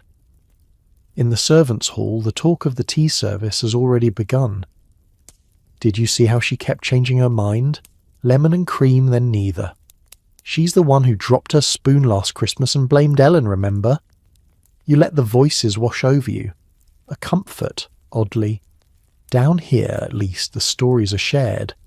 The ridiculous becomes routine. The upstairs guests are giants in the moment, but small enough to become whispers by supper. You wrap the tea cloths in a bundle and carry them to the laundry. They'll need soaking. The lace-edge one is already yellowing. It might not survive another season. Neither, you sometimes think, might you. But tonight, at least, you endured. Later, just before lights out, you return to your cupboard room. You untie your apron slowly, the fabric stiff with sugar dust and faint traces of lemon. You sit on the edge of the cot and pull out the folded drawing again. Not everyone sees you, but someone did. And that's enough to make you unfold the cloth one last time and inspect each crease. Not because you're told to, but because in a house built on appearances, the smallest details are the last thing that belong to you. By the time the dinner gong rings through the house, you're already in place, standing just outside the dining room doors, shoulders back, hands folded, face neutral. The footmen have taken their positions at either side of the long mahogany table, and the butler has completed his final survey. Everything gleams, everything waits, and then they enter. The family first, trailing silk and starch. The mistress in lavender, the master in his black dinner jacket with the collar that cost more than your month's wages. Their guests follow, murmuring appreciatively at the candlelight, the floral arrangements, the scent of roasted meats that has been carefully stayed to reach this room and only this room. No one notices you. That's the point. Service begins with choreography. Soup is ladled from the tureen without a splash. Wine is poured without a drip. Bread rolls are placed in bowls with silver tongs, never hands. A glance from the butler triggers your movement. A barely perceptible nod tells you to step forward, then back. You're trained to look, but not see. To hear, but not listen. But tonight, the conversation is loud enough to slip through the cracks. "I hear Lady Montrose dismissed her new maid already," someone says, slicing into a glistening cut of goose. "Caught her crying in the garden. Imagine." "I always say the good ones don't feel anything," replies another guest, dabbing his mouth with a napkin. "That's what makes them so reliable." Laughter follows, light, brittle. You keep your face composed as you refill a wine glass. At the far end of the table, the youngest guest, a man barely into adulthood, leans close to the woman beside him and whispers something that makes her raise her eyebrows. She glances toward the footman, then toward you, and stifles a smirk. You lower your gaze. This is the kind of dinner that stretches time. 7 courses, endless cutlery, a tide of dishes that must flow smoothly in and out without ever being noticed. For every plate placed before them, there are 2 more being scrubbed below stairs. For every course, a fire tended, a tray prepared, a servant sent scurrying. You carry in the next round of dishes, roasted partridges and spiced carrots, and place them gently beside the butler. He serves with surgical precision. The master compliments the sauce. The cook will hear about it third hand and nod once without smiling. The guests lean back, wine making their faces redder, their stories longer. Someone tells a joke at the expense of a maid in another house. You miss the beginning, but the punchline lands clear. And then she said, "I thought the chamber pot was for flowers." More laughter. The master joins in this time, and you feel something sink in your gut. Not because it's cruel, but because it's ordinary. Expected. The kind of joke that survives because no one dares say it isn't funny. The butler glances your way.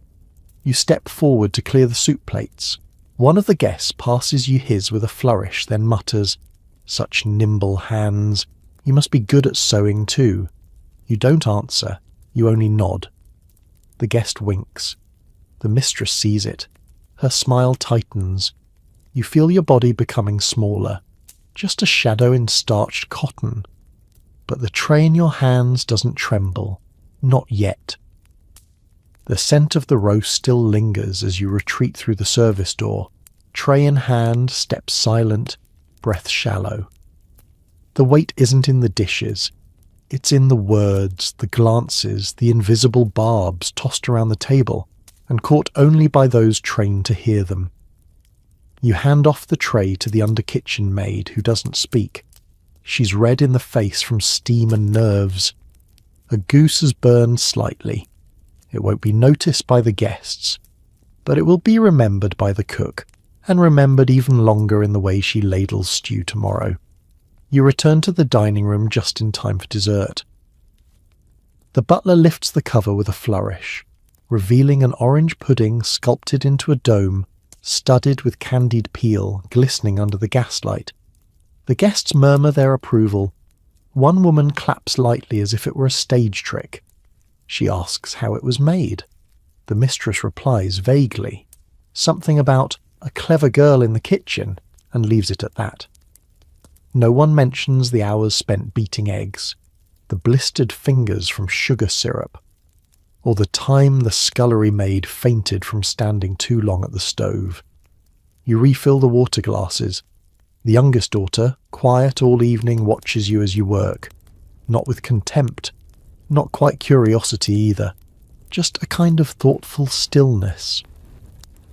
When you step behind her chair, she whispers without looking, "I don't think I could ever do what you do." You almost say something. Almost. But then her mother speaks sharply. "Darling, don't lean backward," and the girl straightens like a snapped ribbon, her brief rebellion folded back into place. You finish clearing the dessert plates. After the meal, the men retreat to the smoking room, the women to the drawing room. This part of the evening is slower, slipperier. The bells ring less often, but they're sharper, more particular.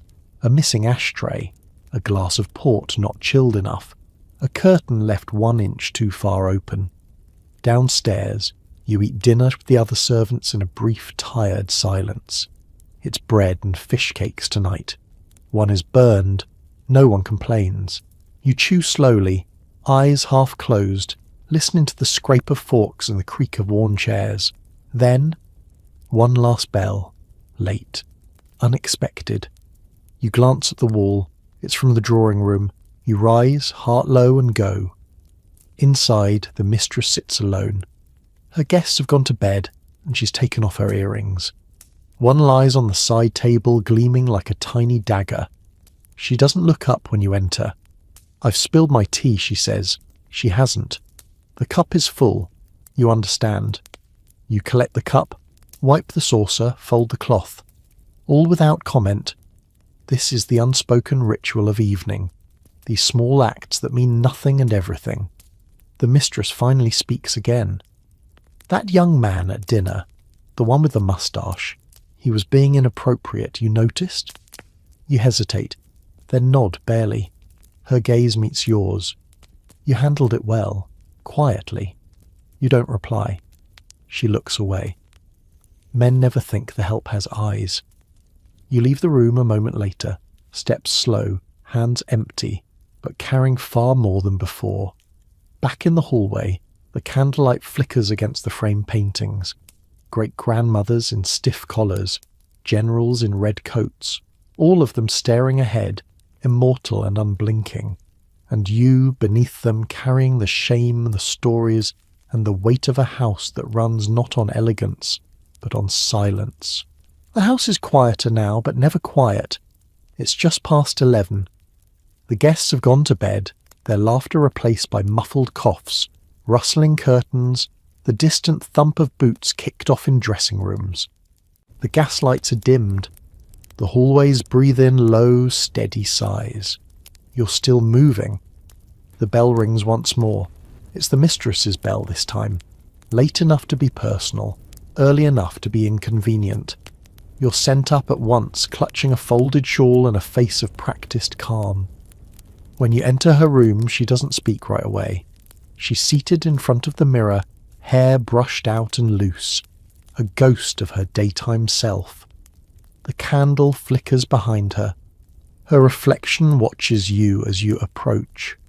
She holds out a letter. "Burn this for me," she says.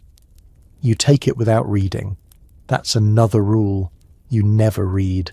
You never know. Back in the servants' hall, you slide it into the fireplace behind the kitchen range where the ash is still hot and greedy. The paper curls, darkens, vanishes. A whiff of perfume lingers, something floral and sharp. You brush the embers smooth and say nothing. There are stories in this house that only the fire knows. As you clean the last of the silver, quiet now, alone, you remember what happened this time last week. Another late-night summons, but that time it had been to scrub out a stain in the guest room before the morning staff noticed. The guests never mentioned it. The house never acknowledged it. But you remember, because it's always your job to unmake what others would rather forget. You gather the laundry from outside the dressing rooms, moving barefoot so your steps don't echo. The halls are cold now, the kind of cold that wraps around your ankles like a damp ribbon. The rugs are soft but worn thin in the middle, carved with the paths of 1,000 silent servants before you. In one room, you find gloves left on a chair. In another, a cufflink on the floor. You return them both to the dressing tables without a word. If they're missing come morning, it will be your fault whether you touch them or not. You stop by the music room just to check the fire. It's low, but not out. You stir it gently, coaxing back a glow, then replace the screen and leave without leaving a mark. Then, The midnight bell. It's the one no one likes to answer. You steel yourself and go. It's the master. He's seated at his desk in shirt sleeves, a decanter half emptied beside him, a single glass in his hand. He doesn't look up when you enter. The fire's gone cold, he says. See to it. You kneel at the hearth. The embers are grey. You work quickly, silently. Paper, kindling, coal. Hands practised, expression blank. Behind you, the master stares into the middle distance as if weighing something unseen. You sense it before he speaks. You've been here how long? 2 years, sir, he nods slowly. Longer than most. You wait. Not answering is safer. Finally he says, that will be all. You rise, bow your head, and leave. The door closes with a soft click, but your pulse still drums against your ribs. In this house, the bell can mean anything. A shawl, a fire, a favour, a dismissal, and sometimes something else entirely. You descend the back stairs with a kind of caution that only years of repetition can teach, avoiding the third step that always groans, brushing the wall so your shadow doesn't flicker in view of the upper hall, keeping your candle low to avoid the oil painting's glass catching the light. At the bottom, the scullery door is slightly ajar.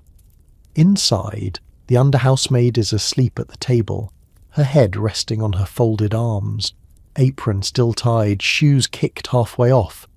You don't wake her. That's another rule too. When someone finally stops moving, let them. You return your candle to the pantry shelf and stand in the quiet. For a moment, you let your eyes close. Just a moment. But you know better than to stay still too long. There's always something else that needs doing. Tonight, it's the fire in the servants' hall. It's nearly out. Just a heap of sullen ash in the grate. You rebuild it slowly, gently, each coal placed like a promise. The warmth returns, faint at first, then steady. You hold your hands toward it, palms cracked and pink from lye, nails scrubbed raw.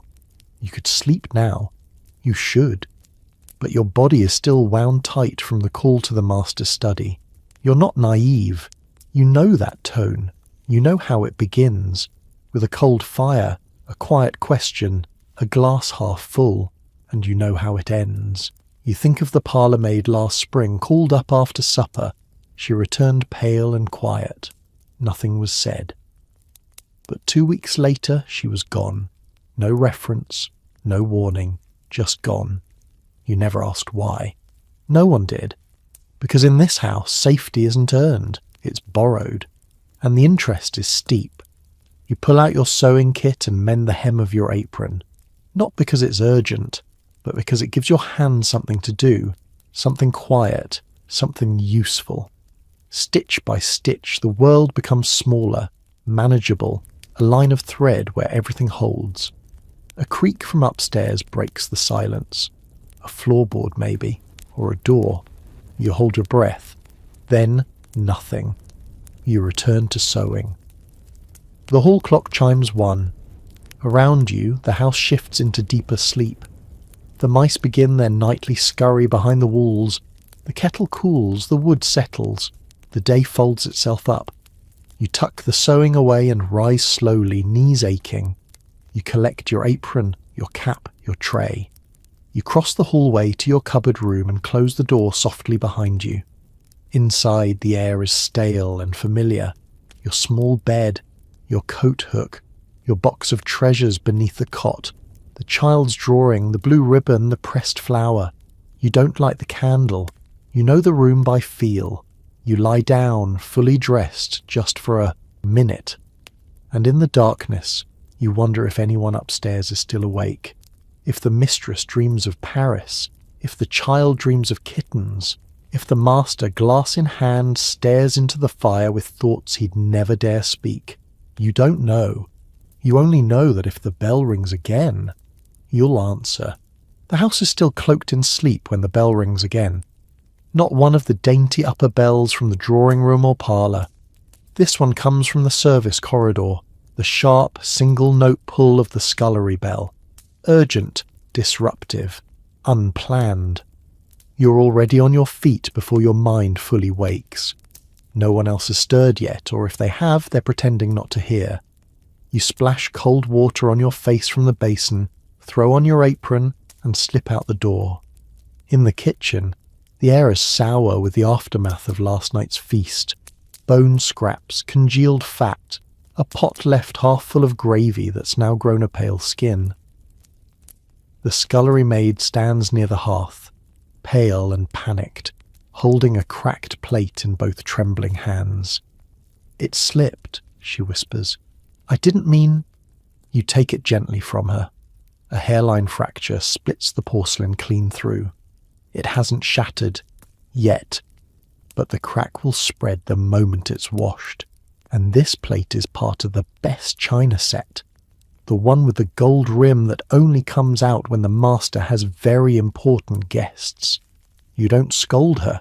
She's 16, new, skin still soft, hands unscarred. You remember what it's like to fumble in those early weeks, the terror that hums in your chest with every clatter of cutlery. You tuck the plate behind the bread bin for now. You'll report it later, after the house has woken, when the cook is too busy to notice, when the butler is focused on the wine cellar inventory. A broken plate can be forgiven. A scene cannot. The girl exhales in shaky relief. You hand her a rag and tell her to polish the brass handles on the oven. She nods, grateful to be told what to do. That's what most of you want down here. Orders are easier than guesses. Later, as the kitchen fires are rekindled and the morning bread rises in the warmth, you scrub the stone floors. Not because anyone told you to, but because someone must. The scullery water sloshes over your shoes. Your hem soaks up the grime. The mop is fraying at the ends, and your hands ache from gripping the wooden handle, but you work quickly, before the cook comes in, before the butler inspects the pantry, before anyone upstairs remembers you exist. And just as you rinse out the last bucket, the housemaid rushes in from the back corridor breathless. "They're sending her away," she blurts. "Who?" "The girl who dropped the perfume bottle." You blink. That was 3 days ago. You'd assumed she'd been scolded, told to be more careful, maybe reassigned to polishing brass or cleaning boots. "Gone?" you ask. The housemaid nods. No reference. No reference means no job. No job means no lodging. No lodging means nowhere. You feel the mop handle slip slightly in your grip. It doesn't matter that she was kind, that she once gave you the last bun when you missed supper, that she sang under her breath while scrubbing the main staircase, just loud enough to make you smile. She's gone. And the bell that rings now from the breakfast room expects someone else to take her place. You drop the mop, straighten your skirt, and walk toward it. The breakfast bell rings again before you've reached the dining room. 2 short pulls. That means it's the master, and he's impatient. You take the side passage, brushing past the narrow stairwell that leads to the footman's quarters. Someone's left their boot brush out again. You tuck it beneath the banister without stopping. If the butler sees it, there'll be a lecture. Not for whoever left it, but for everyone. In the breakfast room, sunlight spills through tall windows. The table is half laid. Toast rack in place. Silver polished, linen crisp. The eggs are soft boiled. The bacon just slightly curled as he prefers. And yet the master stands at the head of the table, frowning into his teacup like it's betrayed him. You enter silently, head slightly bowed. "The cream," he says. "It's warm." You glance toward the small jug. It's still beaded with condensation, chilled when it left the pantry. But now, room temperature perhaps, barely. He doesn't raise his voice. He doesn't need to. "I expect cold cream with my breakfast," he adds, without looking at you. You nod, lift the tray, and turn back toward the kitchen. Behind you, the mistress sips her tea, eyes on the newspaper. She says nothing. Downstairs, the pantry girl is in tears. She'd placed the jug beside the window while arranging the jam pots, and the sun had warmed it slightly. You don't scold her. You just fetch another jug, fill it with fresh cream, add a pinch of crushed ice, and return it within the minute. When you place it down before him, the master grunts, "Better." It's not a compliment, it's a ceasefire. You vanish again. In the hall, the butler is inspecting the floral arrangement for the centre of the table. "It's too wide," he declares. "Guests must be able to see each other without craning." He removes a sprig of fern and hands it to you. "Bin it," he says, already turning away. You pass the scullery maid near the dumbwaiter. She's still red-eyed from earlier. You press the fern into her hand. "Keep it," you whisper. "Hang it over your bunk. It smells nice." She stares at it like it's a necklace. By mid-morning you're cleaning the morning room fireplace. The ashpan is full, the grate streaked with soot. You roll up your sleeves and dig in. The ironwork is delicate. Ornate little flowers and vines that snag the rag and tear at your gloves. As you work, your mind drifts to the girl who's been sent away. You picture her room, bare, with one wobbly chair and a straw mattress. You remember the way she used to whistle while starching collars. You remember her laugh, quiet but sure, and you remember how quickly she vanished. No suitcase, no farewell. She's been replaced already. A new girl arrives this evening. They always do. You finish scrubbing, brush the coal dust from your apron, and step back to survey your work. The fireplace gleams. The flowers on the mantel haven't moved. And in this brief, flickering moment, the room feels still. You know it won't last. The next bell is only minutes away. Another spilled tea, another misplaced glove, another mistake waiting to happen. But right now, you exhale. You let yourself exist, just for one heartbeat. Then the bell rings. The bell this time isn't from the drawing room, or the master's study, or even the side door. It's the laundry bell.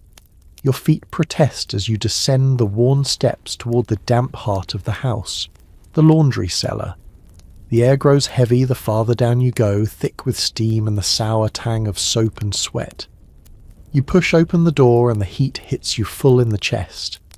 The laundry room is a world of its own. The copper boiler in the corner bubbles like a cauldron. Rows of linen flap on taut lines overhead. Starch pots line the shelf, some hardened like wax, others half melted into tacky sludge. A haze clings to everything. Your lashes dampen, your skin slicks with humidity. The laundry mistress is red-faced and scowling. She thrusts a bundle of crumpled linen into your arms. Third footman's shirts. He sent them down wadded like dishcloths. Tell him if he wants the pleats pressed proper, he'd better unroll them first. You nod, knowing full well you won't pass on the message. Rank matters, even between the barely paid. You sort the bundle and begin with the collars. The irons rest on the stove, thick-handled, blackened with use. You test one, hiss, then wrap the handle in a rag. A moment too long on the cloth and the fabric scorches. A moment too short and the starch won't set. It's a brutal rhythm. Press, dip, press, wipe, breathe, rotate. The shirt fronts must gleam like marble. The cuffs must be so stiff they whisper when folded.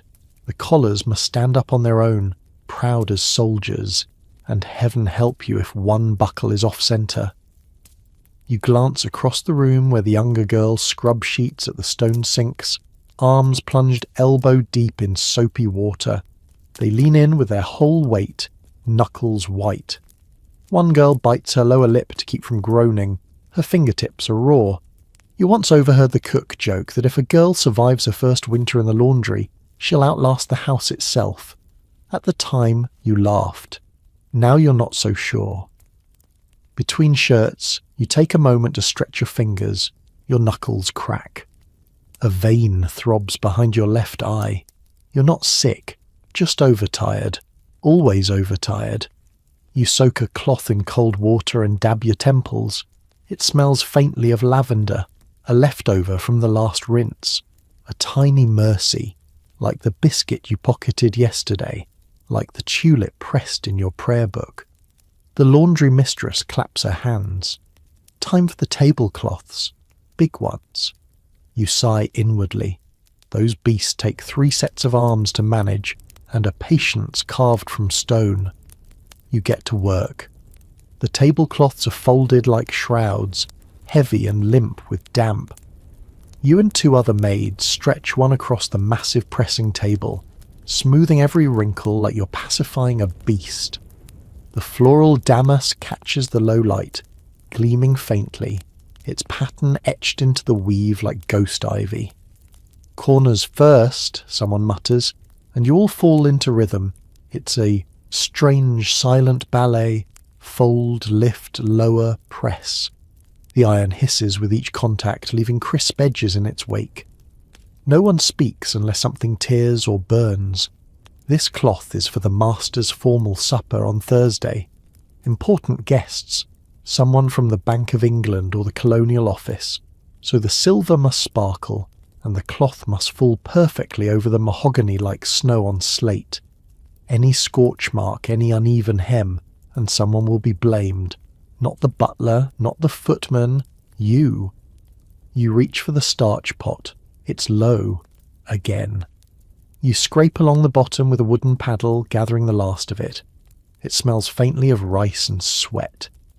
A girl once whispered that some houses mix starch with rice water and formaldehyde. Keeps it stiffer, she'd said with a wink, like a dead man's collar. You're too tired to laugh. Beside you, the new girl, barely 15, fresh from the country, starts humming under her breath. It's an old tune, something rustic and lilting. For a second, the heat fades, and you remember the hills outside your grandmother's cottage, where the sheets were dried on hedges and the air smelled of pine. But that was 100 years ago. 100 blinks.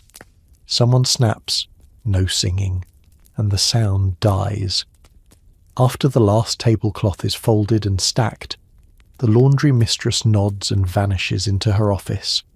The rest of you collapse onto the cool stone bench near the cistern, faces flushed, hands slack. No one talks.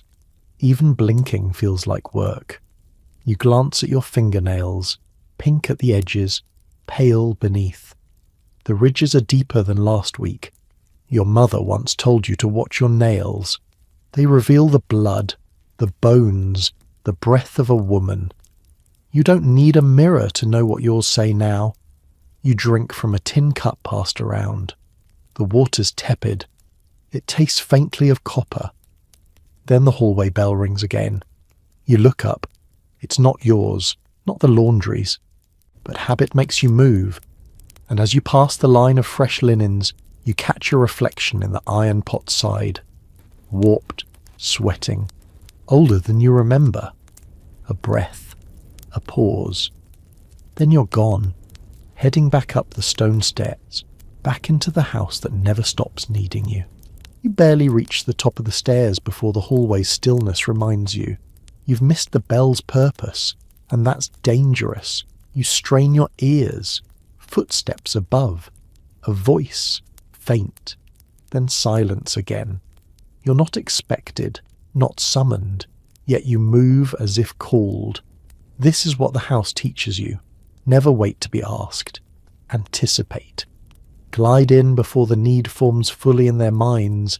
Be so seamless you vanish into the furniture. At the landing, you cross paths with the second housemaid, Alice. She's carrying a tray of crystal glasses, wobbling slightly as she hurries toward the morning room. You whisper, "Was it the bell for drawing room?" Alice nods, grim. "Lady Ethel wants her gloves stitched." You veer left, not right. Lady Ethel is the eldest daughter, 21, brittle, pinched, and very aware of her station. She's already sent back 3 pairs this month for having unladylike seams. You've heard her say, without irony, that rough stitching gives her headaches. You enter the drawing room softly. She lounges near the fire, surrounded by skeins of embroidery silk, her shoes resting on a velvet pouf. She holds a pair of pearl-coloured gloves in one hand like a dead thing, and doesn't look up as you approach. "These are wrong," she says simply. You take them, bowing your head. The left seam is slightly raised, less than a millimetre. You resist the urge to mention her own habit of clawing at her rings, which likely caused the fray. Instead, you curtsy and promise to mend them promptly. Outside, you tuck the gloves under your apron and head toward the sewing room.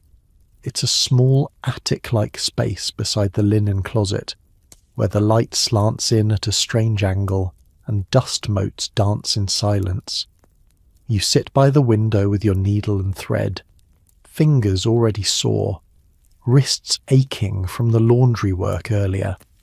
The gloves are delicate, lambskin, cream-coloured, absurdly soft. One wrong pull and the skin will tear. You breathe deeply and begin. The sewing is quiet, meditative. In another life it might even be calming. But here there's no peace, only speed.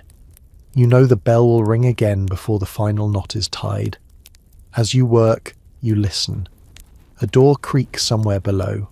A cup clinks on a saucer. The grandfather clock in the hall chimes 2. You realise you haven't eaten since morning. Not that you'd notice. Hunger feels different now. Not sharp, just low and steady. Like the ache of tight shoes or damp sheets. You finish the seam, double-check the edges, then fold the gloves into soft curls. You whisper a hope that they'll pass this time. You return to Lady Ethel. She inspects them without a word, then tosses them onto the armrest. "You may go," she says, and you do, quietly, already erasing yourself from the room. Downstairs, the sewing girl asks you how it went. You just smile and say, "Better than usual." She nods like she knows what that means, because she does. The gloves are forgotten by the time you reach the scullery, but your hands still feel the texture of lambskin. You rub your fingers against your apron, trying to shake the sensation. Soft, slippery, too clean for a world like this. The scullery maid looks up from the sink as you enter. "There you are," she huffs. "Parlour wants polishing, the brass, all of it." Of course it does. The parlour's brass includes a fireplace fender, curtain rods, candle sconces, the bell pull, the letterbox slot, and the knobs on every cabinet and drawer. You once counted them, 32 separate pieces. If you miss even one, someone will notice. Maybe not right away, but eventually. And when they do, they won't point. They'll sigh. That's always worse. You grab the rags, the brick dust and the vinegar bottle. Your knees protest as you lower yourself to the floor in front of the hearth. You've been kneeling so much lately that your stockings are thinning at the kneecaps, and the skin beneath has turned a pale, permanent red. The first swipe of vinegar brings tears to your eyes. It stings, sour and sharp. The brass is dull, crusted with soot. You begin to polish, small tight circles, knuckle to cloth to metal. You get into a rhythm. Circle, breathe, shift, repeat. Outside the window, the garden is lit with the low amber of late afternoon. Sunlight slants across the parlour floorboards, catching motes of dust in its path. For a moment, you let your eyes drift, just for a moment, and think of a time when you played outside after lessons, your knees muddy not from service but from games. Someone coughs behind you. You jolt back to work. The curtain rod is next. You rise, step up on the side stool and stretch just enough to reach the brass ends. Your balance wobbles. Once, then twice. You grit your teeth and lean into it. If you fall and break a vase, you'll lose a month's wages, maybe your place. You press harder. As you reach for the final sconce, you see something odd. An old drawing, child scribble, hidden behind the drapes. Faded, near invisible. A house with smoke. A stick figure with a crown. Maybe from one of the younger children before they were packed off to school. maybe from a nursery maid long gone. You smile, just barely, then wipe the brass. By the time you finish, your shoulders burn and your fingers are tinged red. The smell of vinegar clings to your skin, your apron, your hair. You step back. The room glows now, gold in the fading light, surfaces gleaming like they were made of coins. No one will mention it. No one ever does. But you'll know. You'll remember the sting in your eyes, the wobble of the stool, the drawing behind the curtain. It'll be dark soon, and there are still shoes to polish. The lamps are being lit when you return to the hallway. A soft golden glow flickers across the wallpaper, and shadows stretch like lazy cats along the floorboards.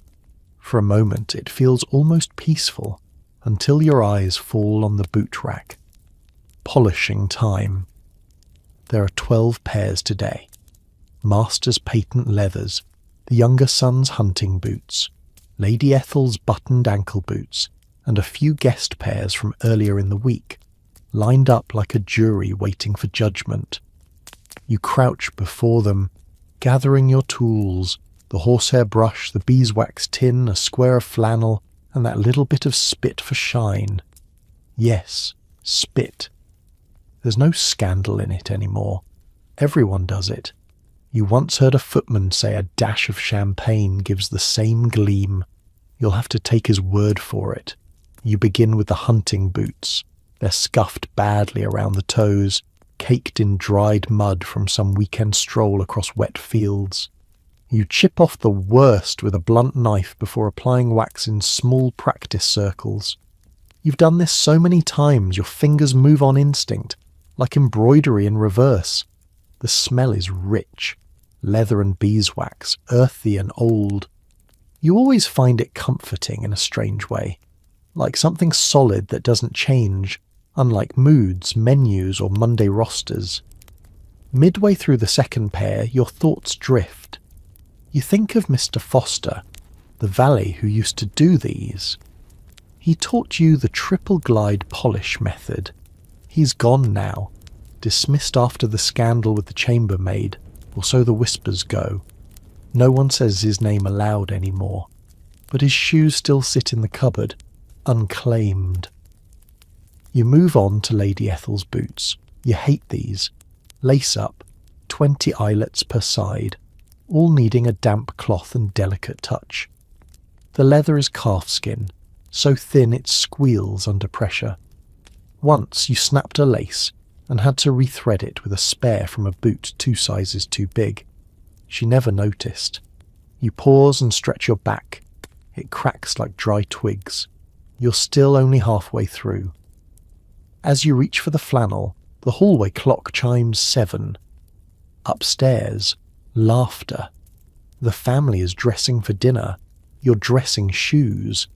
The last pair gleams beneath your hands, smooth and obedient, the way you wish your own skin could be. Your nails are rimmed in wax, fingertips smudged dark as soot.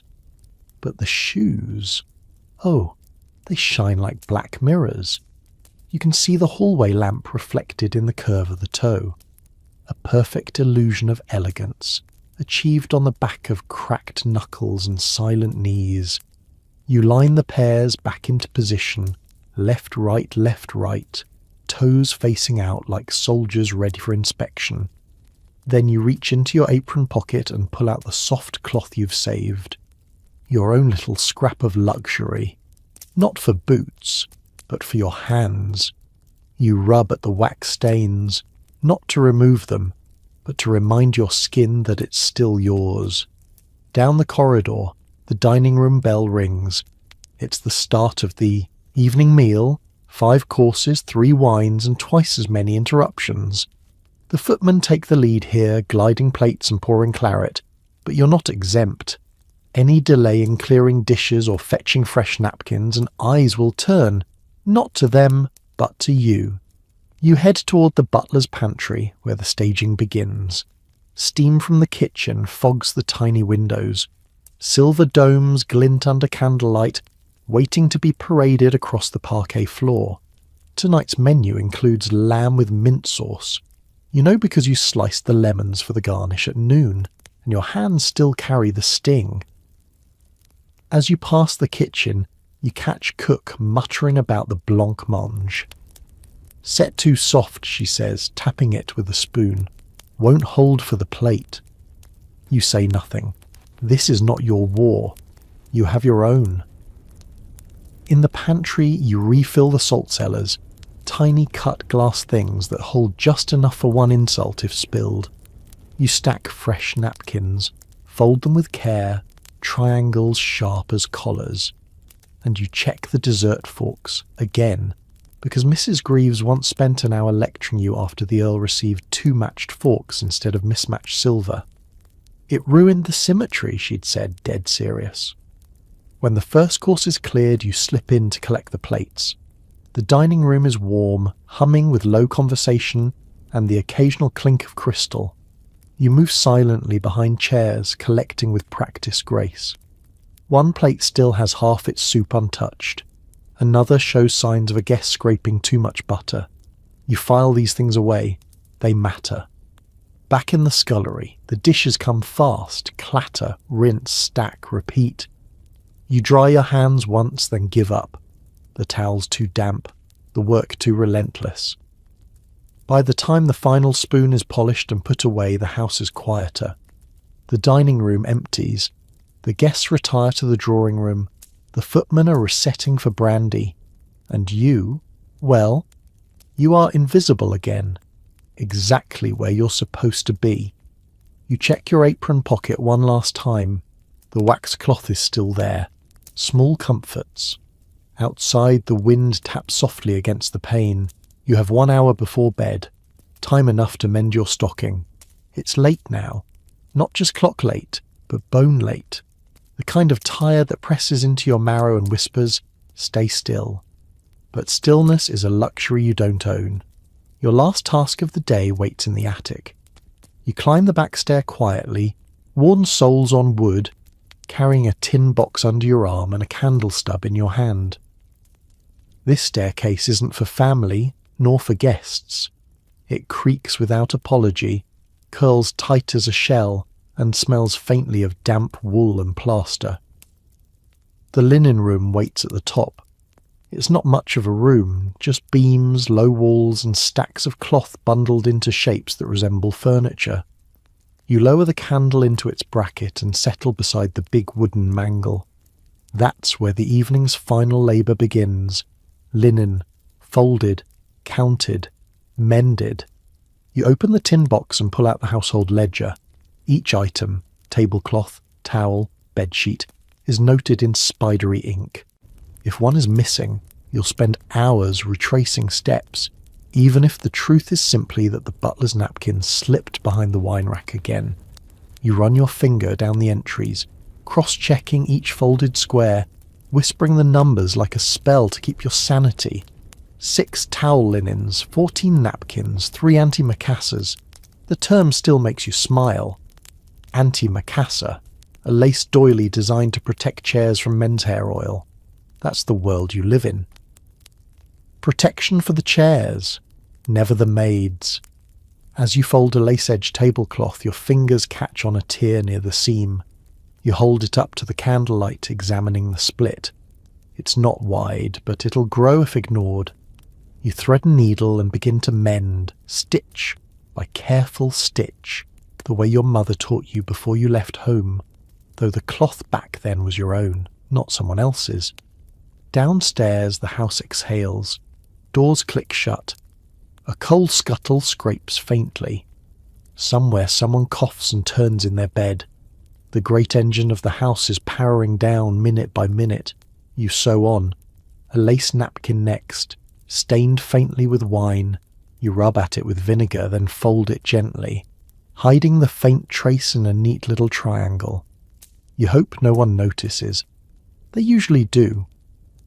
A breeze nudges the shutter behind you. Dust rises in the candlelight, and for a second you picture it not as dirt but as ash. The remains of hours, of energy burned, of yourself scattered. You shake the thought off and press the final sheet into the pile. Only one thing left to do. You rise slowly, your knees protesting as you lift the folded linen stack and return the ledger to its box. The room groans as you move. The beams, the floorboards, your own spine. Everything in this house has a voice, if you listen closely, and you've learned to hear them all.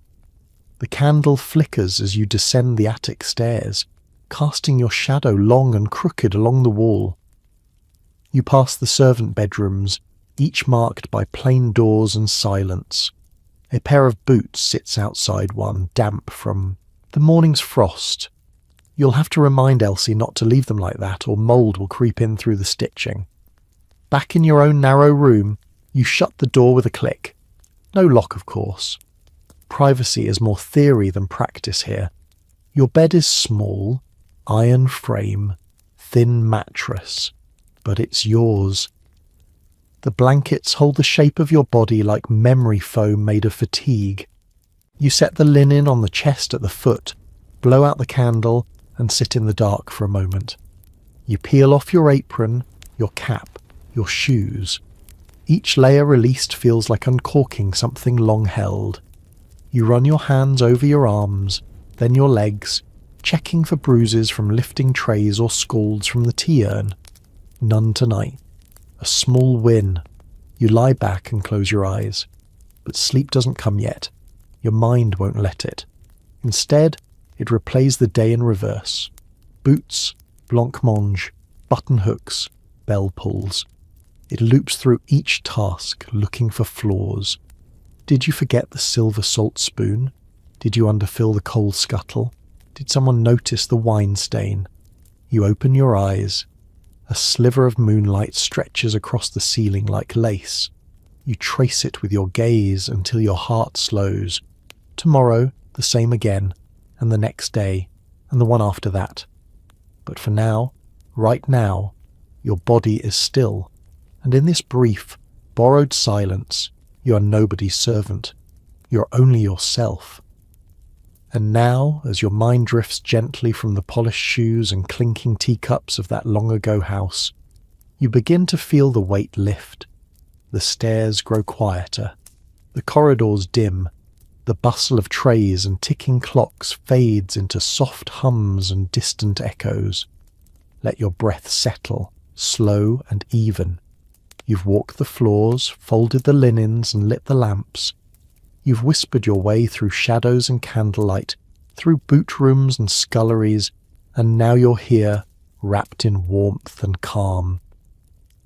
The world of the Victorian servant may have been built on discipline and duty, but tonight you've simply wandered through it like a curious ghost, watching, understanding, gently letting go. No more bells to answer, no more soot to scrub. Just a quiet room, a soft bed, and the sound of your breath. Feel the softness under your back, the heaviness in your limbs, the way your thoughts are curling in on themselves like folded cloth, each one stacked neatly, each one ready to be put away. And somewhere, far off, a lace curtain stirs in the breeze. You are safe, you are warm, you are home.